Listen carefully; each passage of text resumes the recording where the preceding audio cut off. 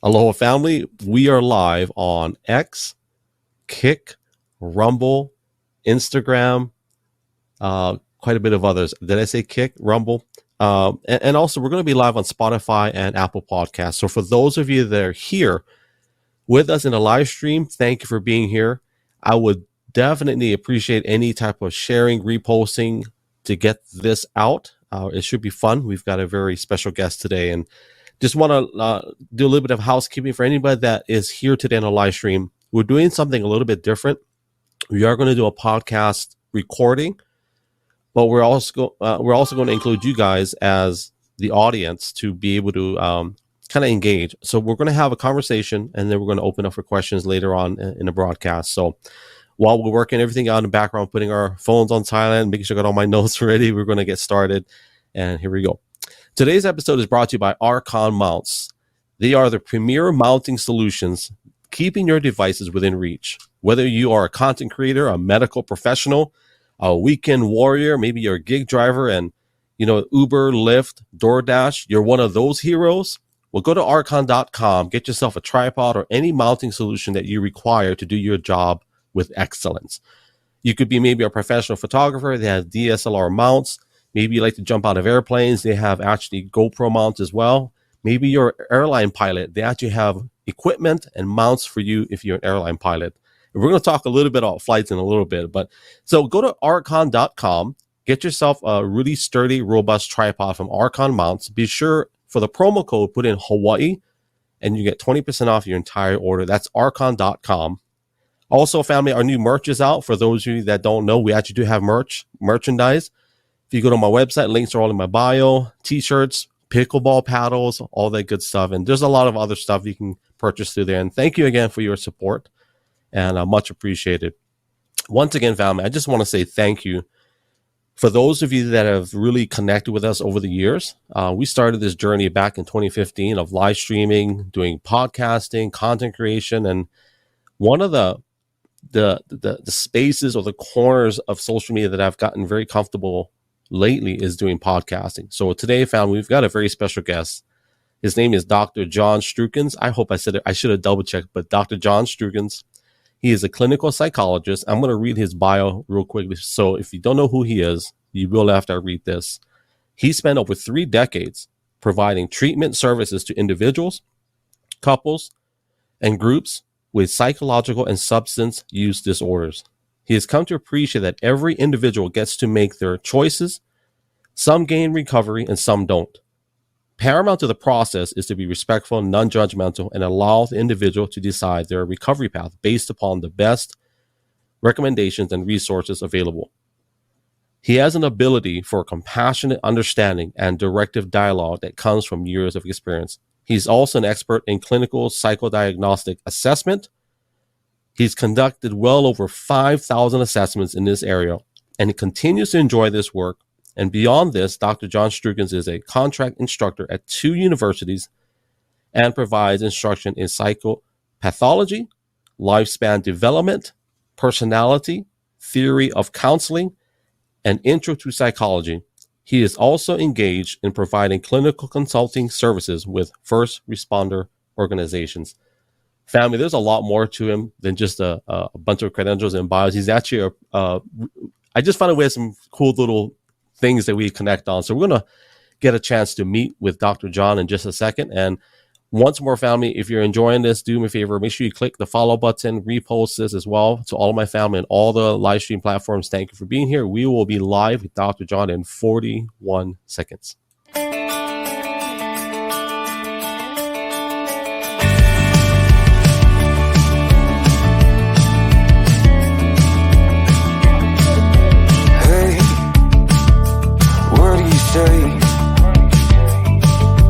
This whole town could be red by the end of the day. If you feel alright, we can throw it and drive. With the radio up so loud they can hear us from miles. Me and you, nothing to do.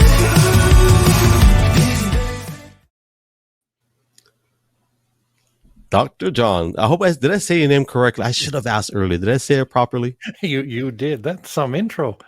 Oh, I'm glad I got it right because I should have asked him before. So you wouldn't be the first to have mispronounced it, nor will you be the last. But no, you did it perfectly. Thank you. man, thank you for being here. Thank you for just hanging out, and I really appreciate you. It really means a lot. It really does. And you're actually the third clinical psychologist to be on my podcast, and obviously you do a lot more than just that, just from your bio. But I'm very grateful for you being here. So thank you. No, thank you. I mean, you and I connected many a year ago through social media, and we've talked about doing this at different times over and over. So I'm actually glad we're finally here tonight and able to have a chat. So now, do you remember what year that was? Because I can't remember what year when we kind of started connecting. It was pre-COVID, so it had to be before 2019. So it would have been. I'm just trying to think when I went on to. It was Periscope. Periscope. In fact, I see someone in our line who's someone who I connected with on Periscope years ago. Hearts and Stars is apparently here in one of the forms, I really don't remember what year we started on that. It was quite a while ago, though. I just know that when you met me on social media, I was in a much different chapter of my life, and when we finally became pastors and we opened the drug and alcohol rehab, I remember we kind of had some slight little conversations, and I still remember that, and I appreciate that. I really do, for you reaching out. And I don't know if you know this, but that means a lot when someone, because I was brand new in that area, in the area of drug and alcohol rehab. And I know that's I'm just going through your website, and that's a very strong suit of yours. That's a strong area of expertise. Yeah, that's my passion. And so when I saw that you were doing that, I thought, and I try and reach out to people that are, especially in the areas that I'm passionate about, to just offer them information or the ability to ask question, and so I thought, well, I know you. We have watched your scopes over and over and over, and so thought, yeah, I'll get a hold of you. And I was happy to see that you were doing that too on the island. That was probably, I assume that was the first, if not a very unique experience for the island. It was definitely the first for Hope Center Ministries. I think they have, by to date, I think 30 centers around the world. So they have in the UK, and most of them are in the mainland United States. And it was definitely the first in Hawaii to have a discipleship program, kind of a work program that was Christian based. But it wasn't, exclusionary. Is obviously very inclusive, because it wasn't a requirement for them to be a quote unquote Christian. Right. So, yeah, it was exciting. It was a very great chapter of my life. Our background, my wife having a history with drugs and not alcohol, but more so drugs with her history. So it was dear to our heart. So I got to ask before we get into the meat and potatoes. Did you see any planes landing while you were waiting? Yeah, I did have time to log into Flight Radar and watch the Calgary airport for a few minutes. My favorite airport, though, has got to be Chicago Midway. It's just sort of the right amount of busyness. There's the right amount of planes going in and out. You log in and go over to like O'Hare or down into LAX, and it's more stressful to watch than it takes away the enjoyment. So are you aware of the I forgot what it was, but there's a code. So when they land, sometimes the pilots will ask, hey, is it de-ice number 1 or 3? There's numbers, and they'll announce it on the radar. Are you aware of those de-icer codes? No, I haven't got that far into it yet. I know of the is it ATC, whatever, the broadcast system where you can pick up towers from almost any airport other than the UK. The UK, do you know why? I don't know why. the UK, you can't pick up their airports. I don't. They're weird. They have some weird regulations, for sure. It's funny you say that because I used to be, well, I am a drone pilot, but there's a video of I think it's the UK airport, one of the airports in the UK, where a drone pilot went too close. Oh no. And it shows all the flight patterns. They're all going in a circle until they can figure out where the drone is at, and then they all come in for landing. It's a funny video. Yeah, you go into their airspace and you mess it up pretty quick. So I guess I gave you your first assignment. Go learn what those de-icer codes are. I think there's 1 through 5. Yeah. Oh, okay. Yeah, up here that would be applicable in Canada. I do know that the number is in direct correlation to the length of the de-icing activation time frame or period, and some of them de-ice quickly, but they ice up fast, and then some of them take a while to de-ice, but they actually last longer. So if a pilot's, let's say 20 minutes out, then they kind of figure out what de-icer to use. Oh, okay. Yeah, so yeah. Interesting. Well, I'm going to ask you a question, and you can go ahead and expound on it. Okay. DSM-5, for those of us that are of the different population, can you walk us through the DSM-5? as best I can in a short period. It's the Diagnostic and Statistical Manual of Mental Health Disorders, put out by the American Psychiatric Association, and we are in 5TRX. So there's a addition that's been an update that was done to DSM-5. So there is a few extra letters to it, and it identifies all of the range of possible diagnostic disorders that are available to the field of psychology and psychiatry. And each disorder is explained in detail, from the criterion needed to meet that disorder to the incident rates. If there are any cultural features that research has become aware of, that information is listed, as well as onset and course. So when this disorder typically develops and what pattern it will generally take, as well as treatment. So it's a complex book, but it's also it's extremely helpful in so much that if another qualified psychologist has done an assessment and says somebody has, let's say, major depressive disorder, we all know what they're talking about then. We all know what criterion they had to meet to get that diagnosis. And we also all know what is the typical treatment pathway. So for someone like me, if I want to go to Amazon and go buy this book, yep, would it be Pakistani for me, or would I be able to actually understand it? No, you'd be able to understand it. It's, it's an interesting book. Here's every psychologist has one on their book, so that's the size of it. So that's a weekend read. I can read that in a couple of days. A bit of weight to it, but yeah, you'd understand it, and it is interesting. I've read through it obviously numerous times, because when I started my career, we at least weren't at DSM-1. I'm not that old, but I've had a chance to go through the editions in detail, and they are interesting. There are some unique disorders too in the world that occur very rarely, which is nice, but some of them are quite interesting. So would I be incorrect in saying that if I say disorder, that this is probably a very elementary explanation, but because my wife and I were talking about our son, we'll talk about him in a second, but when I say someone has a disorder, that means that something is out of order. That's probably a very vague or very blunt definition, not even the right definition, but I just feel like if I say I have a disorder, that means something is wrong, or there's something out of order in my genetics or mental or something to that effect. Would that be a fair way to approach that? Yeah, that'd be a fair statement.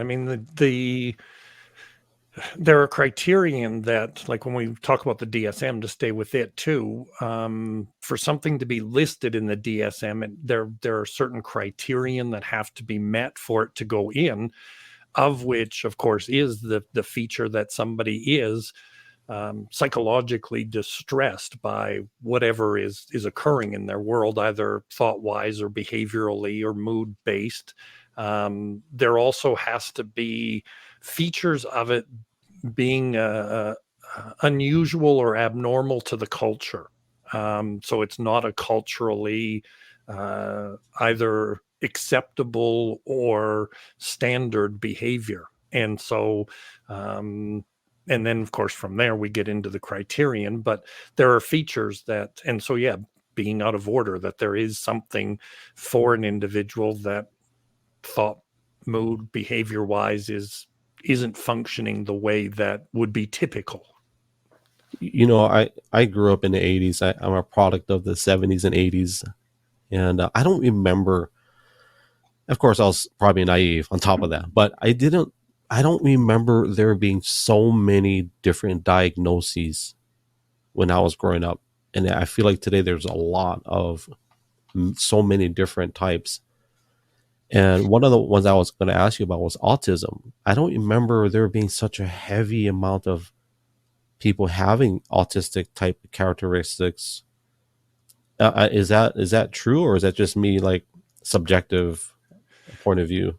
No, I think there's a couple features. One is I think we became more aware of sets of behaviors that, when combined together, would what we would say place someone on the spectrum, place somebody on the spectrum of autism. And so I think just through greater awareness and then research and people coming together and more in that realm, oftentimes it was parents and or teachers, the educational system that was seeing certain features that then, again, as I said, they started to do research on and realize that this is in fact something that is impairing to an individual's both their development as well as social features and other things. So I don't know if it was, I mean, I go back to the 70s and 80s as well, and I don't know if the numbers, I'd have to even look myself on that one, if they've been going up over time. Mm-hmm. Like if we are in fact having greater diagnostics in that area particularly, that I don't know. I know that, again, part of the, once you develop a diagnostic disorder, obviously it's going to go up because of that. You have now a form or a placement for something that you might not have had before. So in other words, many of them may have been put as just behaviorally problematic, or oppositional defiant disorder, which is someone who doesn't interact or play nice, so to speak, is the best way to describe it for a young person. And I think some of the people that may have been autistic would have been probably dropped into a different area, a different bucket. And now we have a bit better way to hopefully assess people so that they're getting also then the, which is more important, the treatment that will help them on the other side. Because yeah, treating somebody with autism the same way you would treat oppositional defiant disorder would be hugely problematic to the person with autism. You know, I raised my hand and pointed at myself because I did a podcast with my dad, and my dad publicly stated on this podcast, Dr. John, that they thought I was autistic because I didn't talk until I was 5. Yeah, honey, was it 5 years old? And they didn't know back then. They didn't have all of this research and studies and all that stuff. And I even had asthma as a kid. And my dad's way of dealing with my asthma, whenever I had an asthma attack, he would slap me in the back and pound my back, and he would yell, cough it out, you know? So that's the fabric that I'm from, right? So right. Did you come from a big family? Just me and my brother, just one end. Okay. Yeah. I asked because if you were from a large family, it's not unusual, especially for younger children, not to speak until later, because the older ones are usually doing it for them. And so they usually pick up their expressive language later in life. That's a good point. And I want to talk about my son. I think my wife wants to ask a question too, but the word spectrum, And I don't intend to offend anybody, but I've been hearing that a lot over the past couple of years. And I feel like it's been a word that's been thrown out there and just desensitized. People say, oh, I'm on the spectrum. Like it's either a joke or they take it lightly. Can you explain to me, like, what exactly does it mean when you say someone is on the spectrum? Well, if it was stated clinically, it would mean that they meet criterion for autism, and whether that's mild, moderate, or severe. And so the more importantly, what you're referring to is happening in large scale with a lot of different disorders. People commonly claim to be depressed without ever having been diagnosed as being depressed, or having an anxiety disorder because they looked up Google and decided that they too had an anxiety disorder. And so there's a lot of self-diagnosing going on, which I'm not saying that's a bad thing. It's important to always sort of do your own research, especially on your own mental and physical well-being. But at the same time, it's imperative, if you believe that something is in fact true or real for you, to then go get that explored with a professional, rather than just throwing these terms out, because they end up becoming misused by many people then. And that's, especially, as I said, the two biggest in the 80s. If you'll remember this, the word being stressed, everybody was stressed, and everybody talked about being stressed, and everyone also talked about going to their shrink or their therapist, and had those conversations in the lineups in the bank, usually as more of a status statement of, I have my own therapist. And now the terms are some of the more clinical ones that are being used at the advent, of course, the internet in 95 or 94, when it became much more readily available to people. Individuals then did, again, as I said, started doing some of their own self analyses.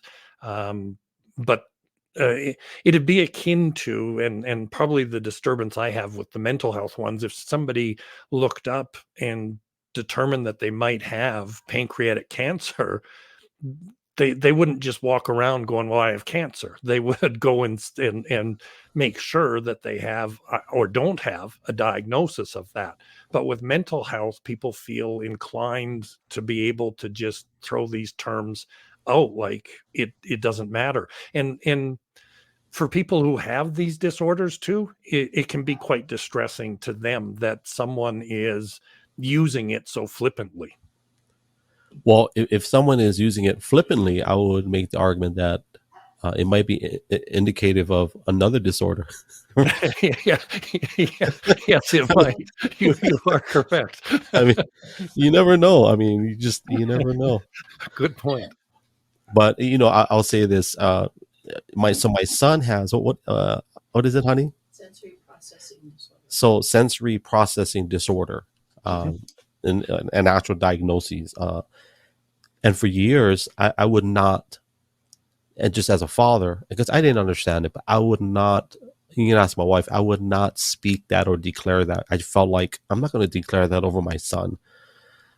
But as, time progressed, I started to understand a little bit more on that whole sensory, and that importance of that sensory for him to have that touch. And do you have a lot of experience with people that have that sensory processing disorder? No, primarily because I spent the bulk of my career working with adults, not the whole of my career, but the bulk of it.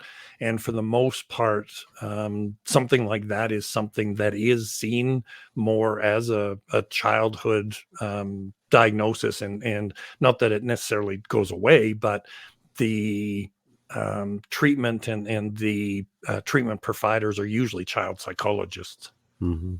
The reason why I was asking is because there are some dots that I've heard in conversations where they try to connect the dots to autism, people that have that. And I don't know what types, I haven't looked up studies or if there's a natural connection between that and autism.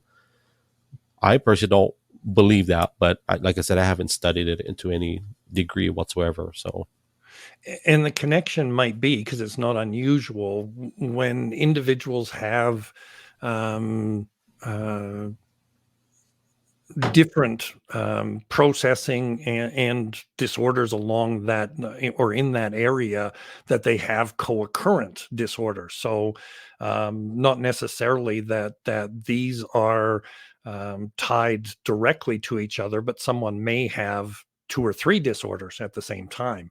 And so it's a matter of sort of looking for the symptomology of the other disorder that someone might believe exists. And if those are being seen, then again, go for an assessment to determine the validity of that. that, you know, there's some people in our family that have exactly what you just talked about. And it seems like so my son and his cousin are very similar, and his cousin has a little bit more to that. And they've been finding some other things where he started developing a tick, I think they call it, where he just starts doing these ticks. And, you know, as a parent, it's so outside of the treatment of, like, obviously seeing a medical professional with those areas of autism, do you work with parents as well in conjunction? Or let's say they have someone that's maybe an adult, like what's her name, that famous actress? Oh, I used to have a crush on her, Dr. John. My wife is giving me the big eye. What is her name? She was on. I'm not just going to start throwing out names, or I'm going to get in trouble on my side. So I'll just wait till you land there. She was a mermaid in the 80s. Splash. Daryl Hannah. She came out years later saying that she has autism. Okay. And people were blown away that, and she always kept it a secret because she felt that she would not get the jobs, right? Right. But who knew? Well, I mean, when I was a kid, like, oh man, this is my future wife, maybe. But thank God she's not. My wife is looking at me. Yeah. You know what? I want to talk about. Let's shift gears. We got to talk about, as Matthew, you gave me the topics, but you know, we talked about Portland and different cities with the decriminalization of. So in Portland, they decriminalized every single drug or basically any drug that you can get out on the street, except for fentanyl. So if you call it fentanyl, it's still considered a criminal offense. They, for lack of a better word, they totally wrecked that city in that short time frame that they allowed that to happen. Have you experienced that in where you're at in any of the cities close to you? Well, BC, Vancouver did the same thing, which is west of where I am, and had the same outcome. The east side of downtown in Vancouver was already a problem area, and when they did this, it just amplified it 100-fold. I believe they're trying to walk it back right now, but with some opposition. People are now, or at least many of the people that are probably the more outspoken on it, which are the ones that are wanting to keep status quo, are being quite loud about not having it go back to where it was before. I suspect that even if they're going to be loud about it, that won't help. That people are seeing that the result of this hasn't been positive, that in fact it's been highly detrimental to many of the people with addiction. It's been highly detrimental to the communities. The communities themselves have sort of degraded severely. And so I suspect that it will get turned back, and it's going to take some work, but it's the right way to go. Like the other experiment just didn't work. And I don't know why, given, as you said, Portland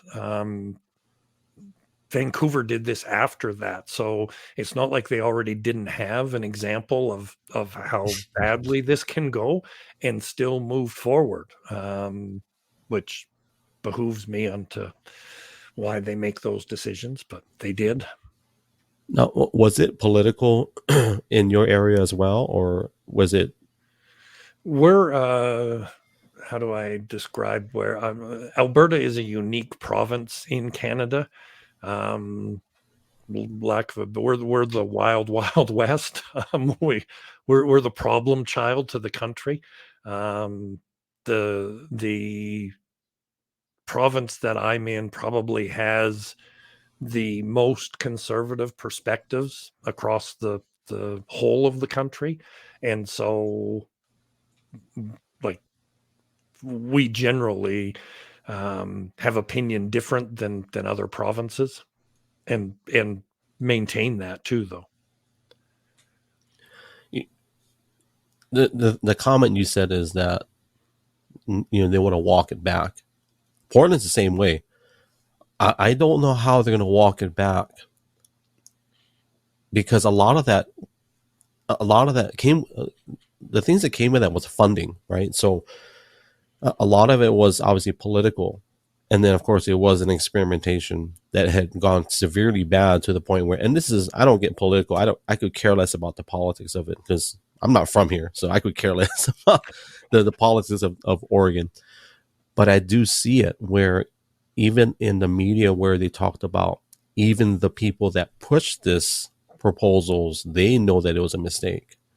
And now it's like, how do you go back from that? Now you've gotten, I don't know what the numbers are, because I don't know if they even going to publish any numbers, like how many more people got hooked on these drugs that were not criminalized, and how do you walk back from that?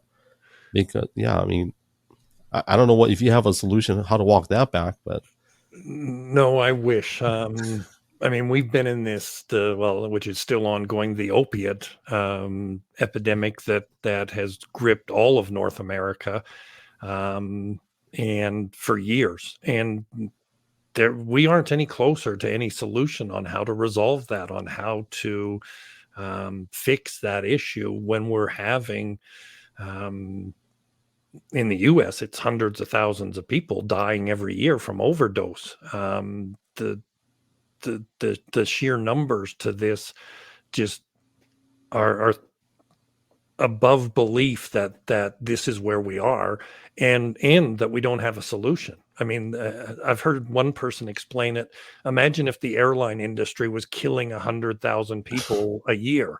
yeah. Do you think somebody would step in and fix the problem? Well, the answer is yes. Like that just wouldn't be permissible. But we have 100,000 addicts dying, and some of them they actually don't have a substance use disorder. They may be trying it for the first time and end up overdosing and dying as a result. But that problem would be fixed if it were something else, which is also, given that my most passionate area is substance use issues, that this is continuing as long as it has without some form of a solution or resolution to it. So here's a question. So for the listeners or viewers that may not know, how would you define an opiate? Like, what does that cover? What type of drugs does that cover? Well, it covers both it's the opium. I mean, right. The raw form of it all the way through, which is the more problematic areas, which are the synthetic opiates. And those are available easily in any major center, or rural for that matter. So falling into it, like Percocet is part of the opiate family. Oxycodone, OxyContin, again, these are, and there's the other. Let me be clear on them. From a pain management perspective, when used properly, and that's the key, when used properly, these can return somebody's life to them, somebody with a pain management disorder.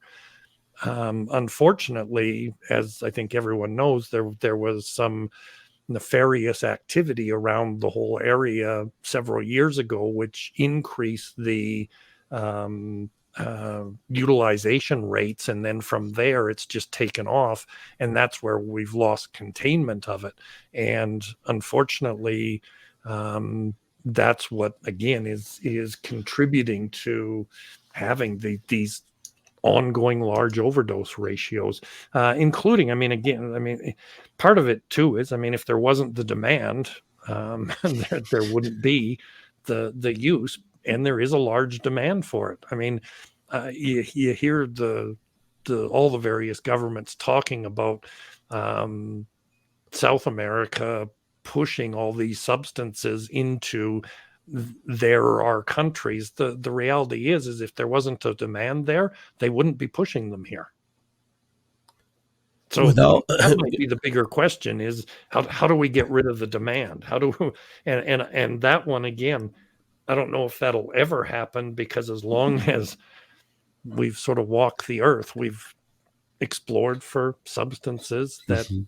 alter mood and alter behavior, and we fought large scale wars historically. The opium wars that's Yep. what they were. They were for the who could have the right to the roots of distribution.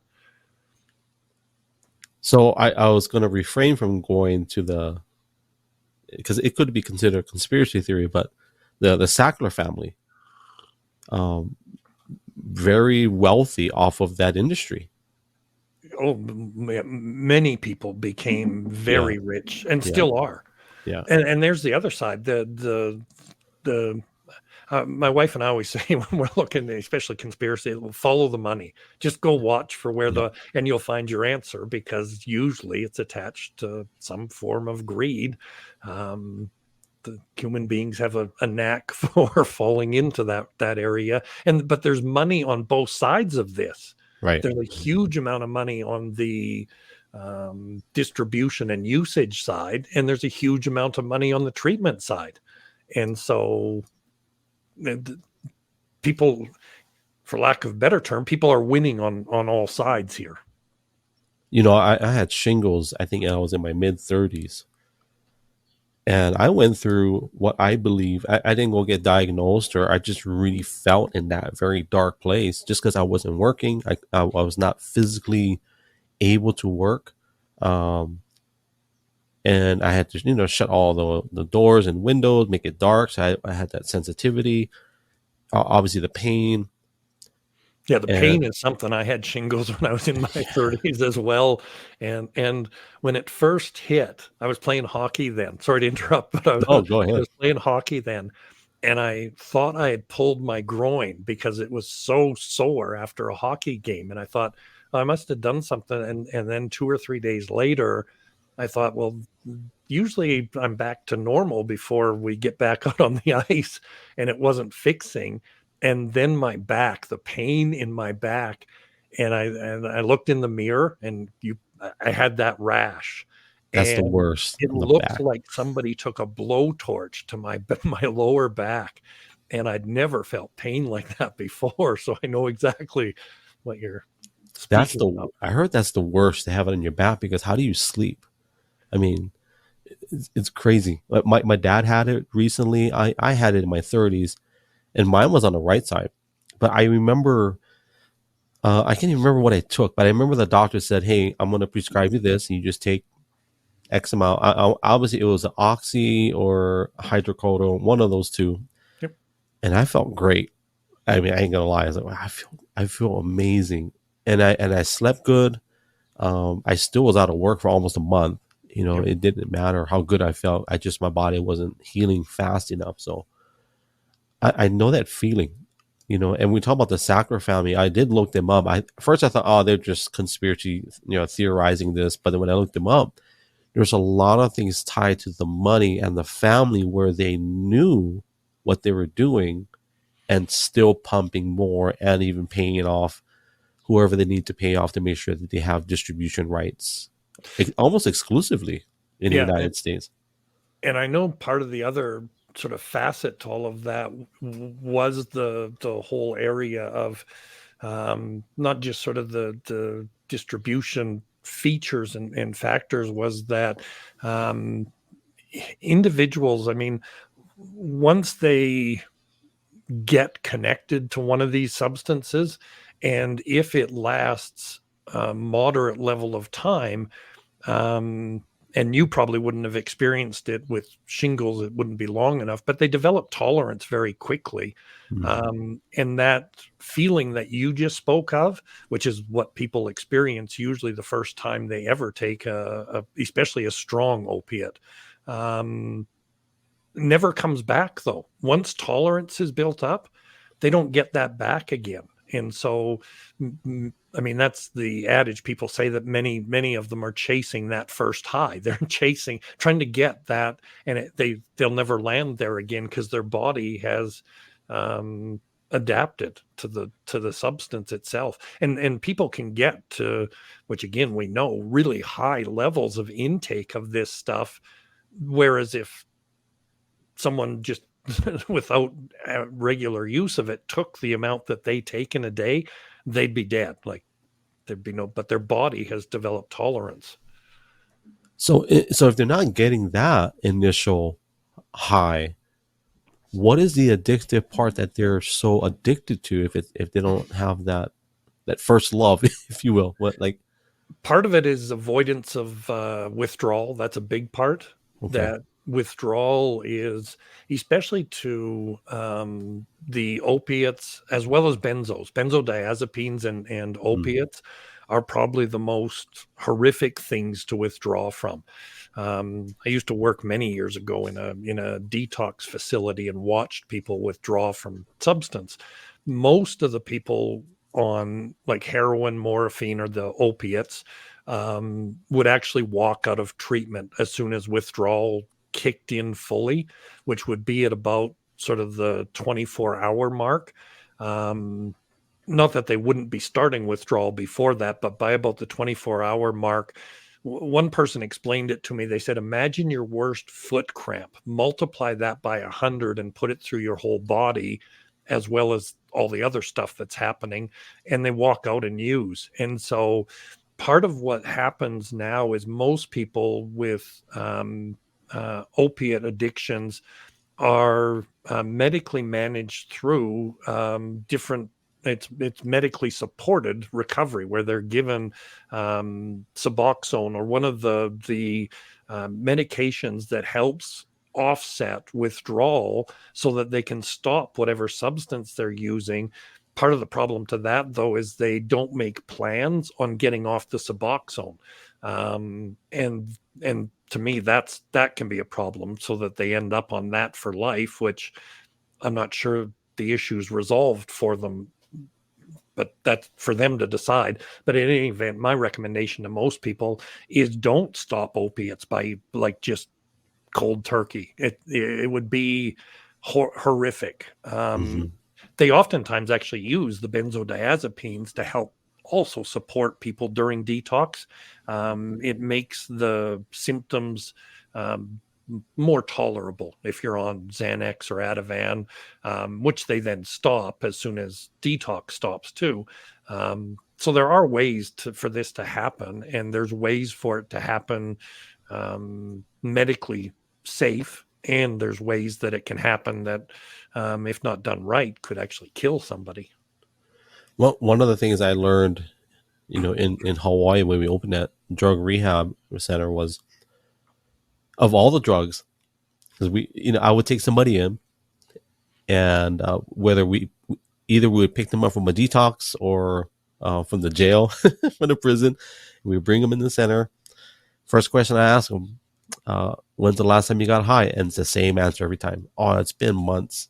And of course, we do the UA and the whole thing lights up, right? We have an 18-pounder that we would run. Yep. And like 7 or 8 are just lit up, It's like, this guy just told me he's been clean. So, and we kind of already know. But the one that I found that is the most horrific for them to overcome and come down from is either heroin or lifelong alcoholism. Like, they just want to die. It's like they probably are dying, really, actually, from the way you described it. And heroin is a nasty, man, that's a nasty drug for anybody to come down from. I learned that just firsthand. Actually, he's a friend of ours in Hawaii. We recovered from that. So Yeah, and that's why I said heroin with, I mean, and any of it's the same thing. It's the same sort of physiological mechanisms that are being strained and taxed during that. And you're right, alcohol, of course, is um, uh, moderate to long-term alcohol use disorder it's actually one of the more dangerous ones. If a person goes to come off that by themselves, they could actually die. They can end up having any number of things from cardiac events to alcoholic seizures during withdrawal. I watched one guy in detox. I'll never forget this. He was a big man. He was like 6'7", and I don't know why we had metal beds in detox, but they were all connected together, but it was a metal framework. And he had an alcohol seizure while he was walking to the kitchen and fell over and hit right the corner of one of these beds, forehead first, and just split his head. While we were there, which was good. We got the ambulance there and took him to the hospital. But had he had that seizure, let's say out on the street and fallen on concrete, like that would have been it. he would have been meeting his maker. Yeah, for sure. My wife just wrote me a note that my Uncle Chuck had that. He passed away just recently. Yeah, he had that lifelong alcoholism. And you're talking about the detox center. I know in Hawaii they shut down all the detox centers during COVID for a period of time, and that yeah, it was crazy during COVID because of staffing issues. And the state had Hawaii, I believe, was the last state to lift all COVID restrictions from a governmental level on the private enterprise and everybody. Right. And man, when they shut down those detox centers, that was crazy. Because guess where they went? They went to the prisons. They went to the right. Yeah. And that's where we picked up a few of our clients. Was we would go to the detox centers, and then when it shut down. But that alcoholism is it's right up there with heroin. And we had a guy that we brought in from the mainland. The family flew him out. We had to keep him in a separate facility on property, away from everybody, and we had to just keep checking up on him. And in hindsight, looking back, I don't even know why we did that, because we were not qualified to do that. If he had died in his room, oh my gosh, we would have been in some deep water. Yes. Yeah, he should have been in a medical detox. And there is and they do have all different levels of detox, from what you just described, where the treatment centers sometimes just have their staff oversee someone's withdrawal, but they're usually very careful in screening who they'll let in at that level. And then there are, of course, the medical detoxes, which I worked in one of those, and that's the safest way to detox, is to have access to medicine, but also have somebody medically monitoring your physiology while you're withdrawing. Because again, one of the benefits, especially if we stay with alcohol, many will have a stroke. Their blood pressure will start to just shoot through the roof during withdrawal. And because we would be monitoring them, we would be able to call 911, get the medics to come out and take them over to the hospital before that would happen. We would see that, like, all the features of what would probably going to be ending in a stroke are happening. So let's get them to a hospital to get that managed immediately. My wife wrote down a statement in regards to, we're talking about alcoholism and just dependencies in that nature. It's very generational, right, for Native Hawaiians with indigenous families, right? So there's a lot of history in that, where it's just a cycle. Now, where you live, have you had cases like that where you dealt with families? I don't know what type of indigenous or we call them First Nations. Do you guys have a demographic like that where you are in your practice? Do we? Oh, yeah, we have. I didn't know if there was still more to that question. We do have a First Nation population, and quite large. For the most part, there are First Nation treatment facilities as well, and typically many First Nation people will prefer to go to a First Nation facility rather than to a just the public system, and so there isn't a lot of integration on that. It's not that it doesn't happen, but many people that are First Nations would prefer to have treatment that is inclusive and respectful of their culture. I say that's fair because I think Hawaii is very similar, Yeah. although we don't have a wealth of services available. And I don't want to go too sideways in this, but to go back to we were talking about the dependencies and the opiate crisis. Where do you see us headed at this point? We talked about the cities, we talked about Portland, we talked about BC. Where do you see us headed? Like, where is the light at the end of the tunnel in what we're talking about in that respect? I think, where we're headed is that we're, again, for as long as there's been humans, there's been some form of a substance that humans will take to alter their state of reality. So I don't think that's ever going to go away. And there's always been a percentage of those people that end up then with a substance use disorder. And so I don't think that's going to change either. That in fact, I often encourage the new group of psychologists coming in to specialize in this area, because I say you'll never be out of work. Like, there's always going to be people that use and misuse substances to the point that it becomes problematic, and they need help to get out of that, and they need respectful, compassionate help to get out of that. They don't need somebody judging them. They don't need somebody telling them what a bad human being they are. And so I see that's going to remain the same. One thing that's really on the rise, at least in Canada, probably in part because it's legalized, is marijuana. And it used to sit in the sort of the top five substances of use. So not abuse necessarily, but use. It was sort of traditionally, and for the last 30 some odd years, in the third position. It's now climbed to number 2. Now, I don't know if it'll ever take. Alcohol's number 1. At about 82% of Canadians will consume some amount of alcohol in any given year. Marijuana, they're currently saying it's at 21%. I suspect that's low. I suspect that is an underrepresentation of the number of people that are using that substance here in Canada, just from what I see in treatment, but also what I see up at the university when I'm on the university property, and people, because it's legalized, which is still bizarre to me.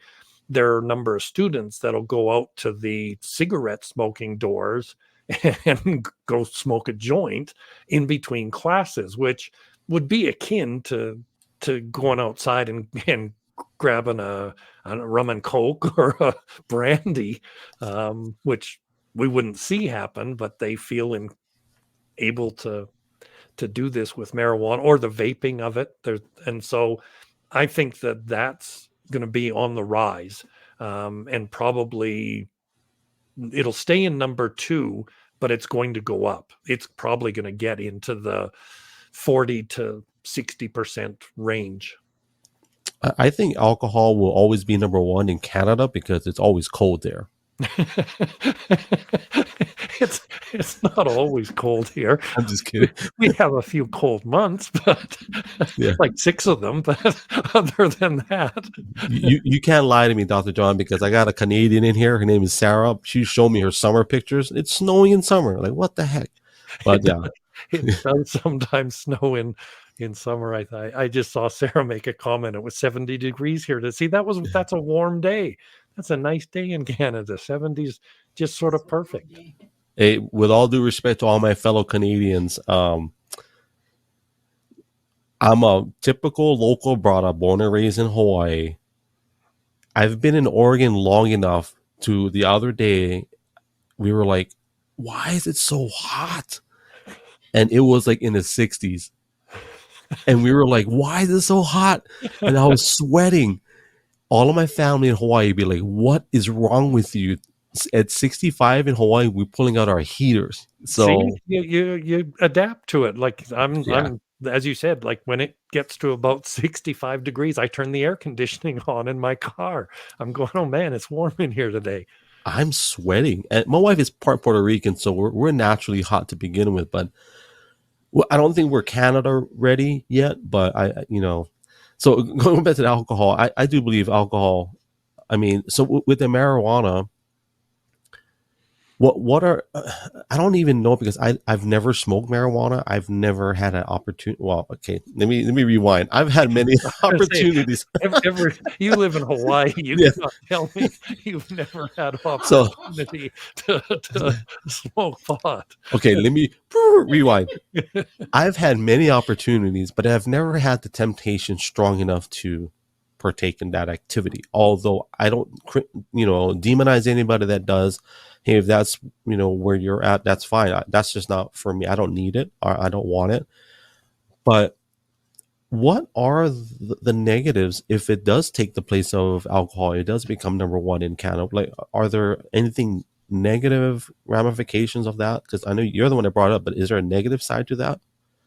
I mean, the negative side to it is that especially marijuana today, when Canadians voted on legalizing this, a high percentage of them were products of the 60s, a high percentage of the populace at that time. So the late 60s and the 70s, when the toxicity, so the THC levels were really low, like they were in sort of 7% or 10%, whereas now they're like 85 or 90%.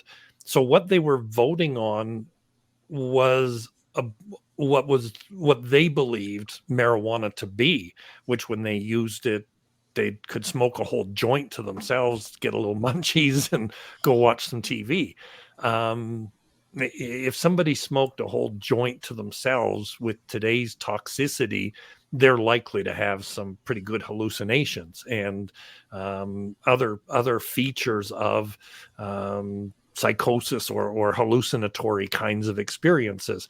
And so it's not the same substance. And that's part of it is that if it keeps going up, I mean, what we're seeing too is we're seeing more people coming into treatment. I oversee the psychodiagnostics at a few treatment centers, and we're seeing more people that are coming into treatment just for cannabis, just for cannabinoids. Like they don't have an alcohol use disorder. Whereas many years ago, we'd see a lot of people come in with an alcohol use disorder and some issues with pot, but not a whole bunch. Now we're seeing and so if that number keeps going up, because alcohol is not coming down. So if that number keeps going up, what's going to happen is the demand on our treatment resources is also going to be, not that it's not already heavily sort of taxed system, meaning overrun with need versus ability to treat, and that'll keep rising. And we already are in a place here in Alberta. I mean, one of the benefits to being an Albertan is treatment is free here. We don't have to pay for treatment. If somebody needs treatment for a substance use disorder, we have hundreds of treatment centers that are funded by the government, which it's funded by tax dollars then, so everybody's paying. But people aren't having to spend the kinds of money like in the US, as you know, you're looking at minimum $35,000 for treatment. I mean, it's not cheap. You go to Betty Ford, you're probably, I don't know the current rates, but it'd be somewhere around probably $65,000. I'm in the wrong profession. You have any job you openings? You were moving into treating addiction, and Yeah. see, maybe you needed to stay. Dr. Heath posted up a comment. I think you've seen it. I put it up. I'll pop it up again. He says that I he's like still, that man. He's a very pleasant man. yeah, he's all right. He's so vain on himself. But he said, I have patients still suffering many years later from the effects of THC related psychosis. Yes. And that again is something that's newer, that wasn't nearly as prevalent if we go back to the 60s and 70s. Like, again, the toxicity levels here are really high. And I just saw Sarah put a comment in the chat that I will speak to because it's so significant. Yes, there are so many people that if you aren't buying it, see, here in Canada it's legal, so you can go to the store and buy your marijuana. But if you're buying it from somebody who isn't a legal distributor, unfortunately, many of them are putting either fentanyl, ox, their ecstasy. They're putting other substances in it, in part so the person believes that their high is that much more significant. So this must be really good pot. No, it's being laced with something else. And of course, the issue is, which contributes to overdose, is drug dealers aren't necessarily the most attentive people in the world. And the way I describe it to my classes is, you bake a sheet of cookies and you want chocolate chip cookies, and the ideal number is 6 chips. Well, unfortunately, somebody's going to get 15 chips, and whoever gets that Yeah. one dies. And that's Yeah. what happens sometimes with this, is that someone gets their marijuana laced and somebody's not being attentive to what goes into it. And all of a sudden we have another dead person. That's a whole nother discussion in the area of shenanigans and governmental so where we live, there's not a lot of diversity in terms of ethnic diversity, right? So I'm Hawaiian, Chinese, Filipino. So whenever I see any type of brown skinned person, I always go, what are you doing here? And so when I see Chinese people, I'm like, where do you guys live? Like, what are you doing here? And I'm making light of it, but there was an article in a paper. There's this town about 30 minutes to the east of us. In the paper, it said that a Chinese drug operation, there's a sting operation where they were selling marijuana. And I found it so strange, that in the middle of a farm town, basically, all white people, they found a Chinese drug operation in the middle of nowhere. And it's like, there's so much of that I think that goes unseen. And like what you said, like somebody's going to get those 12 chocolate chips. Right. Well, Right? I know there have been areas, there are other people in the US that I connected with through Periscope that lived in some different rural spaces. And during the height of sort of the epidemic of all of this, they were having so many deaths in their community at one point that they were using the ice hockey rink, and then they ran out of space there as the morgue was so full that they just couldn't house anymore. And then they ran out of space in the ice hockey rink. Like, there were just too many bodies for being processed. Like, that's a problem when it's at that level, obviously. They would have to rename that hockey rink, because I wouldn't play there Yeah. ever again. Yeah. That's insane that they would have to, and that's straight ice, right? Just put the bodies right there and we'll figure out what we got to do with them later. That's insane. Yeah, that clearly was speaking to the level of issue when that's what a community was having to do. So, And you guys are dealing with the legal side of it to help people, right? And we've got that going on the back end of that. Someone posted in the comments, that's terrifying. I know that was an older comment, but hearts and stars, and that's your buddy, your friends.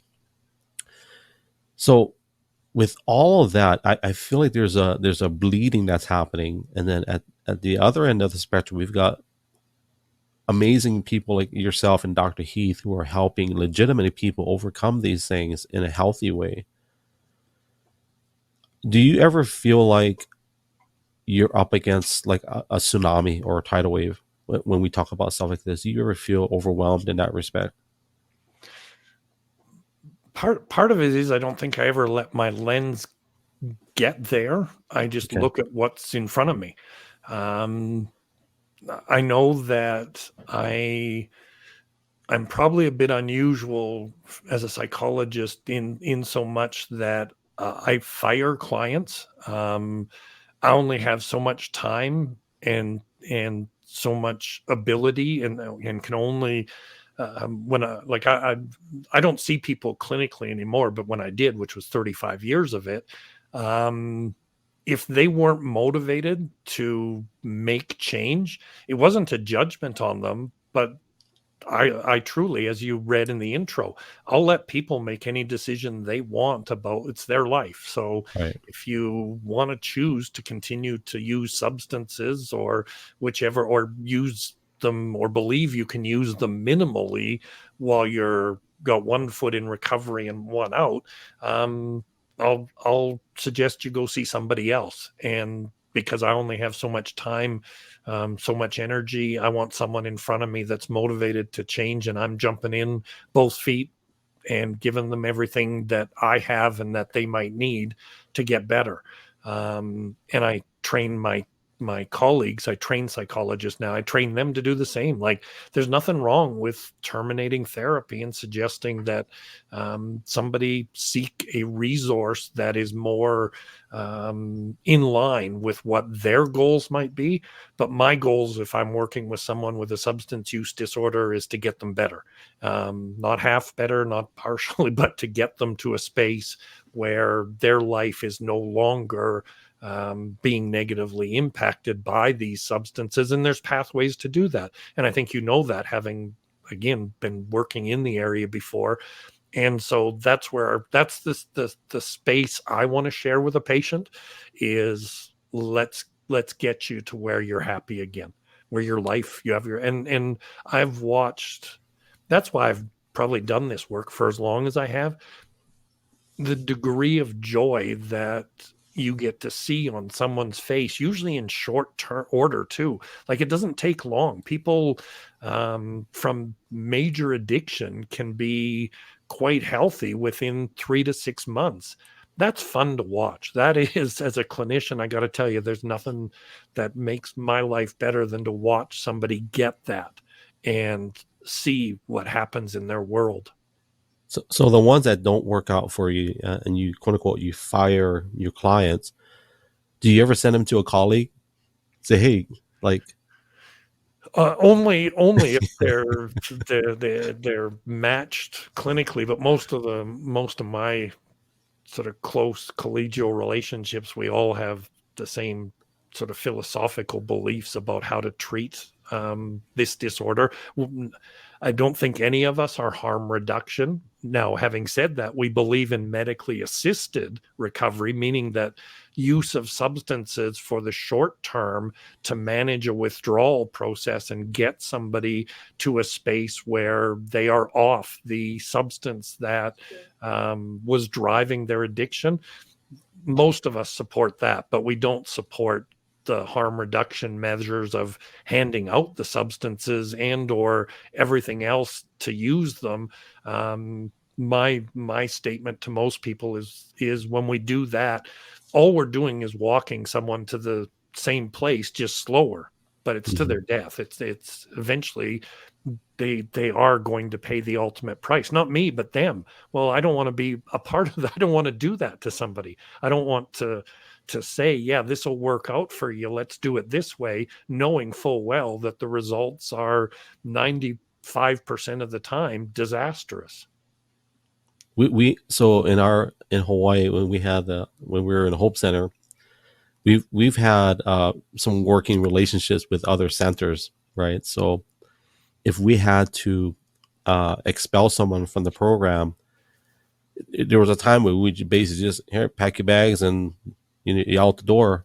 And I felt really convicted about that, right? And so had to find a way, how can we best serve them even though they don't work out here? And it got to a place where I had a working relationship with two other places. And it also got to a point where they kind of already knew if I ever called my, a colleague, and they already knew, all right, who do you got? What do you have for me? And, but I will say, if we ever had to get rid of somebody, as I matured in that area, is how can I best serve them, even though they can't stay here, right? And I want to put this comment up by Sarah. She typed up a huge paragraph. And there are so many people that have issues with addiction, but may never gotten to the point where they are dabbled with hard drugs. I remember when energy drinks came out and people were abusing them, and while not illegal, they can still have the similar addictive properties. And people were using them in the name of productivity and would go through withdrawal when they tried to stop. Yeah, we have, when I say we, as human beings, we have the ability to habituate and habituate problematically to a whole bunch of things when it's not a chemical area. Usually we call them process addictions. So they have behavioral manifestations typically to them. Probably the worst of all of those is gambling, and in part because it was intentionally designed using the best operant change protocols available to ensure that the behavior didn't extinguish in any event. That's going way off sideways. But yeah, people in general have the ability to create a habituated pattern to things that aren't necessarily beneficial or good for them. And depending on what it is, then you're right, they might experience a physiological withdrawal from that. So like caffeine, of course, is addicted. Take somebody who drinks a lot of coffee and tell them not to drink any, they're going to have a few days of headaches and lies. That's all lies. I'm telling you, lies. I want to talk about one of Heath's comments too, which speaks to this, and that is that people believe that if something was legal, then it's free of adverse effects, and that is just not true. That was part of the belief up here in Canada that people were saying once it was legalized is, well, it's safe. I mean, the government's legalized it, so it's not harmful, and or saying, well, it's not nearly as harmful as alcohol. And the reality, they're both harmful, just in different ways. But they both have meaningful levels of harm to them. So I will exclude Red Bull and fresh brewed coffee from that list of what you talked about. I will exclude those two things from that list. I was going to say, you've seen me pick out, if I had to eliminate coffee, in fact, my wife would be the one who would say it. Well, I'll get up sometimes at 2 a.m. and go get a cup of coffee, and then I'll go back to bed. I am not a doctor, but you officially have a problem, Dr. John. I just want to let you know that if you're getting up at 2 a.m. and you're grinding to have coffee, I'm getting up because of my age, probably to use a restroom. Okay, that's fine. Then I think, oh, coffee would be nice. Like, just it smells nice. It's warm, especially if it's a cold night here. See, it's cold here in Canada. I should have that as an excuse that I need to warm up. You might have to check yourself in and hire Dr. Heath for some services. Here's a question, and I won't put on my ministry hat just yet, but why do you think, in general, why are we so addicted to, whether it's a substance or everything we talked about? Why is that? Why are we so addictive in nature as human beings? See, and this is where I would say you could put your ministry hat on, because I'm going to trust me, but I'll let you go first. I think part of it is a spiritual void. When we have that void, we look to fill it with something, and substances make us feel good. They're temporary, but they do make us feel good, and so people have, for again, the long term, done that, reached out as a way to fill that void. And so, I mean, there are clearly other factors that go into substance use disorders. But to me, again, if you're going to be an expert in this area, you better understand the biopsychosocial and spiritual factors that contribute to not only how this disorder develops, but how you treat it. Because if you don't treat all the silos that contributed to that disorder developing, you're going to leave someone in a position of relapse. That person is still going to have that void. It would be akin to treating somebody for a substance use disorder and ignoring their maybe their co-occurrent major depressive disorder and thinking they're just going to be okay. Well, no, they're not. The major depressive disorder is going to lead back to using substances and that cycle. And similarly, if you ignore the spiritual silo, you're going to do the same thing. Like I reiterate, I am not a doctor. From a ministry perspective, I do believe that there is one silo, if not addressed properly, it doesn't matter how many silos you address, you will continue to fail. And that's a spiritual one.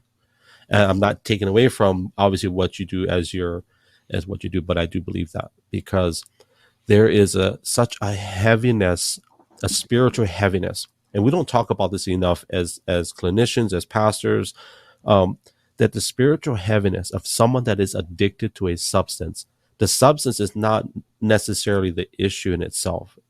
It is the fact that we talked about, you said there's a void that we need to fill and it feels good, but only for a season. Yep. And left unaddressed, and I don't have all the clinical terminology, but what I do know is that if there is an addictive nature or something that happened that you have not dealt with in the spiritual realm, there is a backdoor or a legal right that the enemy has, Satan, for those that are in the Christian space, he has a legal right to continue to torment you spiritually in that respect. We can call it temptation. We can call it addictive, codependencies. We can call it all different languages. But in the spiritual side of it, if we don't take away that legal right that he has to continue to pester us and harass us in the spiritual aspect of it, that's where a lot of that struggle comes from. And it's not just, as you would well know too, substances, because what ends up, that's where sex addiction lives. That's where gambling lives. That's where shopping addiction lives. That's like the space that is filled by is detrimental, is what it is. It's just, what is it that's going to position itself there? And again, similar to what you just said, unless that's addressed, it will just continue to stay there. It's not going to kick itself out. I was going to save this question for the end, but what do you mean when you say that you're designed by God to be in this profession? I know you mentioned that to me earlier in our conversation. What do you mean by that when you say you're designed by God to be in this profession? And I won't go into details on there have been significant numbers of events that have occurred in and around my world that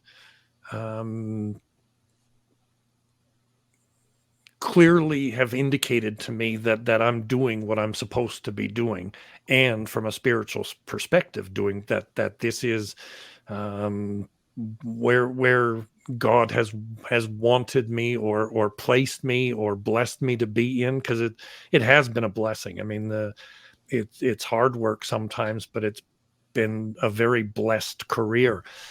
If I go to one example that, and again, I don't know, people can believe whatever they want to believe, but when I finished doing my provisional hours, which are the hours you do when you're supervised to become a psychologist, I did those hours doing child abuse assessment and perpetrator assessment, which, as you can probably appreciate, is not pleasant work. It was exceedingly difficult.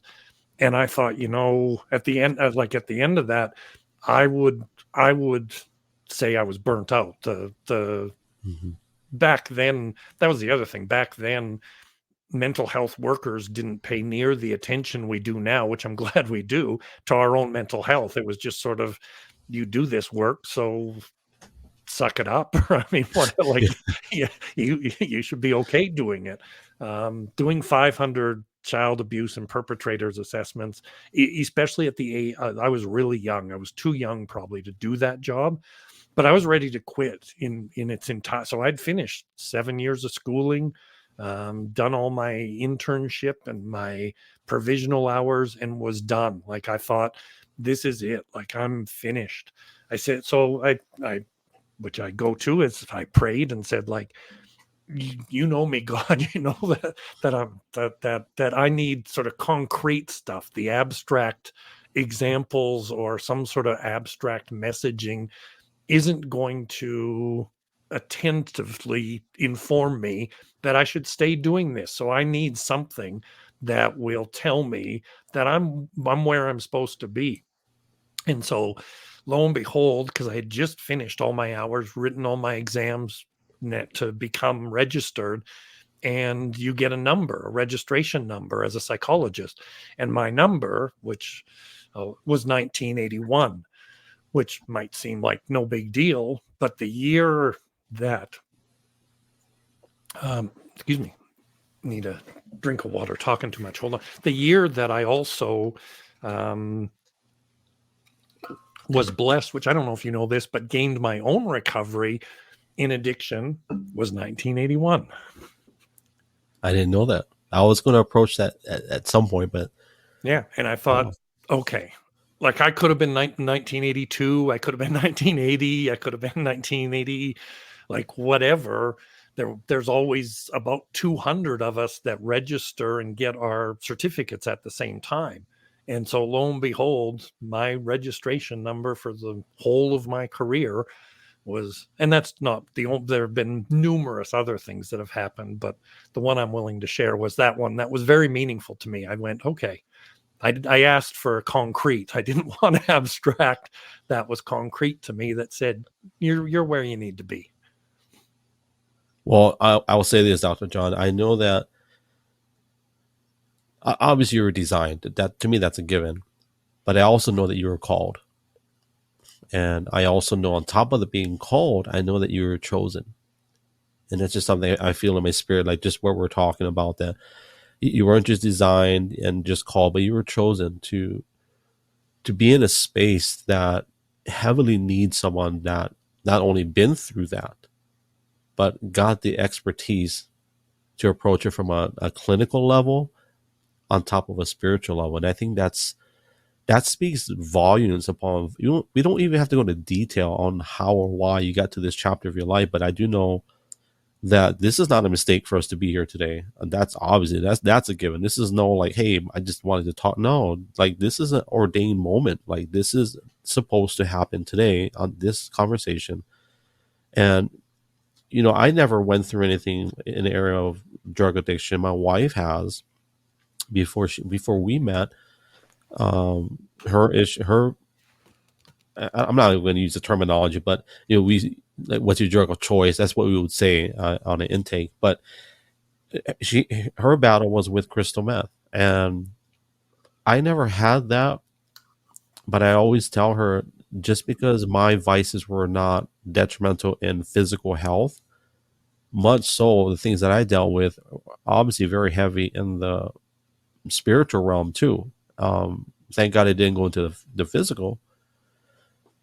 But I just, before we move on, I just want to say, man, I appreciate you, man, sharing that, because we need more people that are not just designed, but they have the expertise to attack it from a very, very, for lack of a better word, with wisdom and with tact, and doing it in love, right? Not just turning people away. So. And when I started down this path, part of why I did all the education I did is, like, I watched, and it's still true today, there's lots of people that work in recovery that their credential to do that is their own recovery, that they were able to find a space of sobriety and recovery in their own world, and then went into this field to impart that and help others that to get there. And I wanted people, in fact, which is why I don't always inform everyone that I have my own recovery background, is because I wanted people to know that this was also a qualified, like, there was more than just my personal opinion on this. Like, I went and did the the schooling and looked at the research and did my own research. My PhD and my dissertation were both in the field of substance use disorders. My PhD in the area of alcoholism, personality, and spirituality features. And so I wanted to make sure that when I was giving someone direction, they weren't just looking at me and maybe going, well, that's just what worked for you, or that's just Mhm. your own personal. I wanted to be able to back it up too with, no, this is what research also says. It may have worked for me, but there's also research that sits behind all of this stuff that says, here's a pathway that will get you to where you need to be.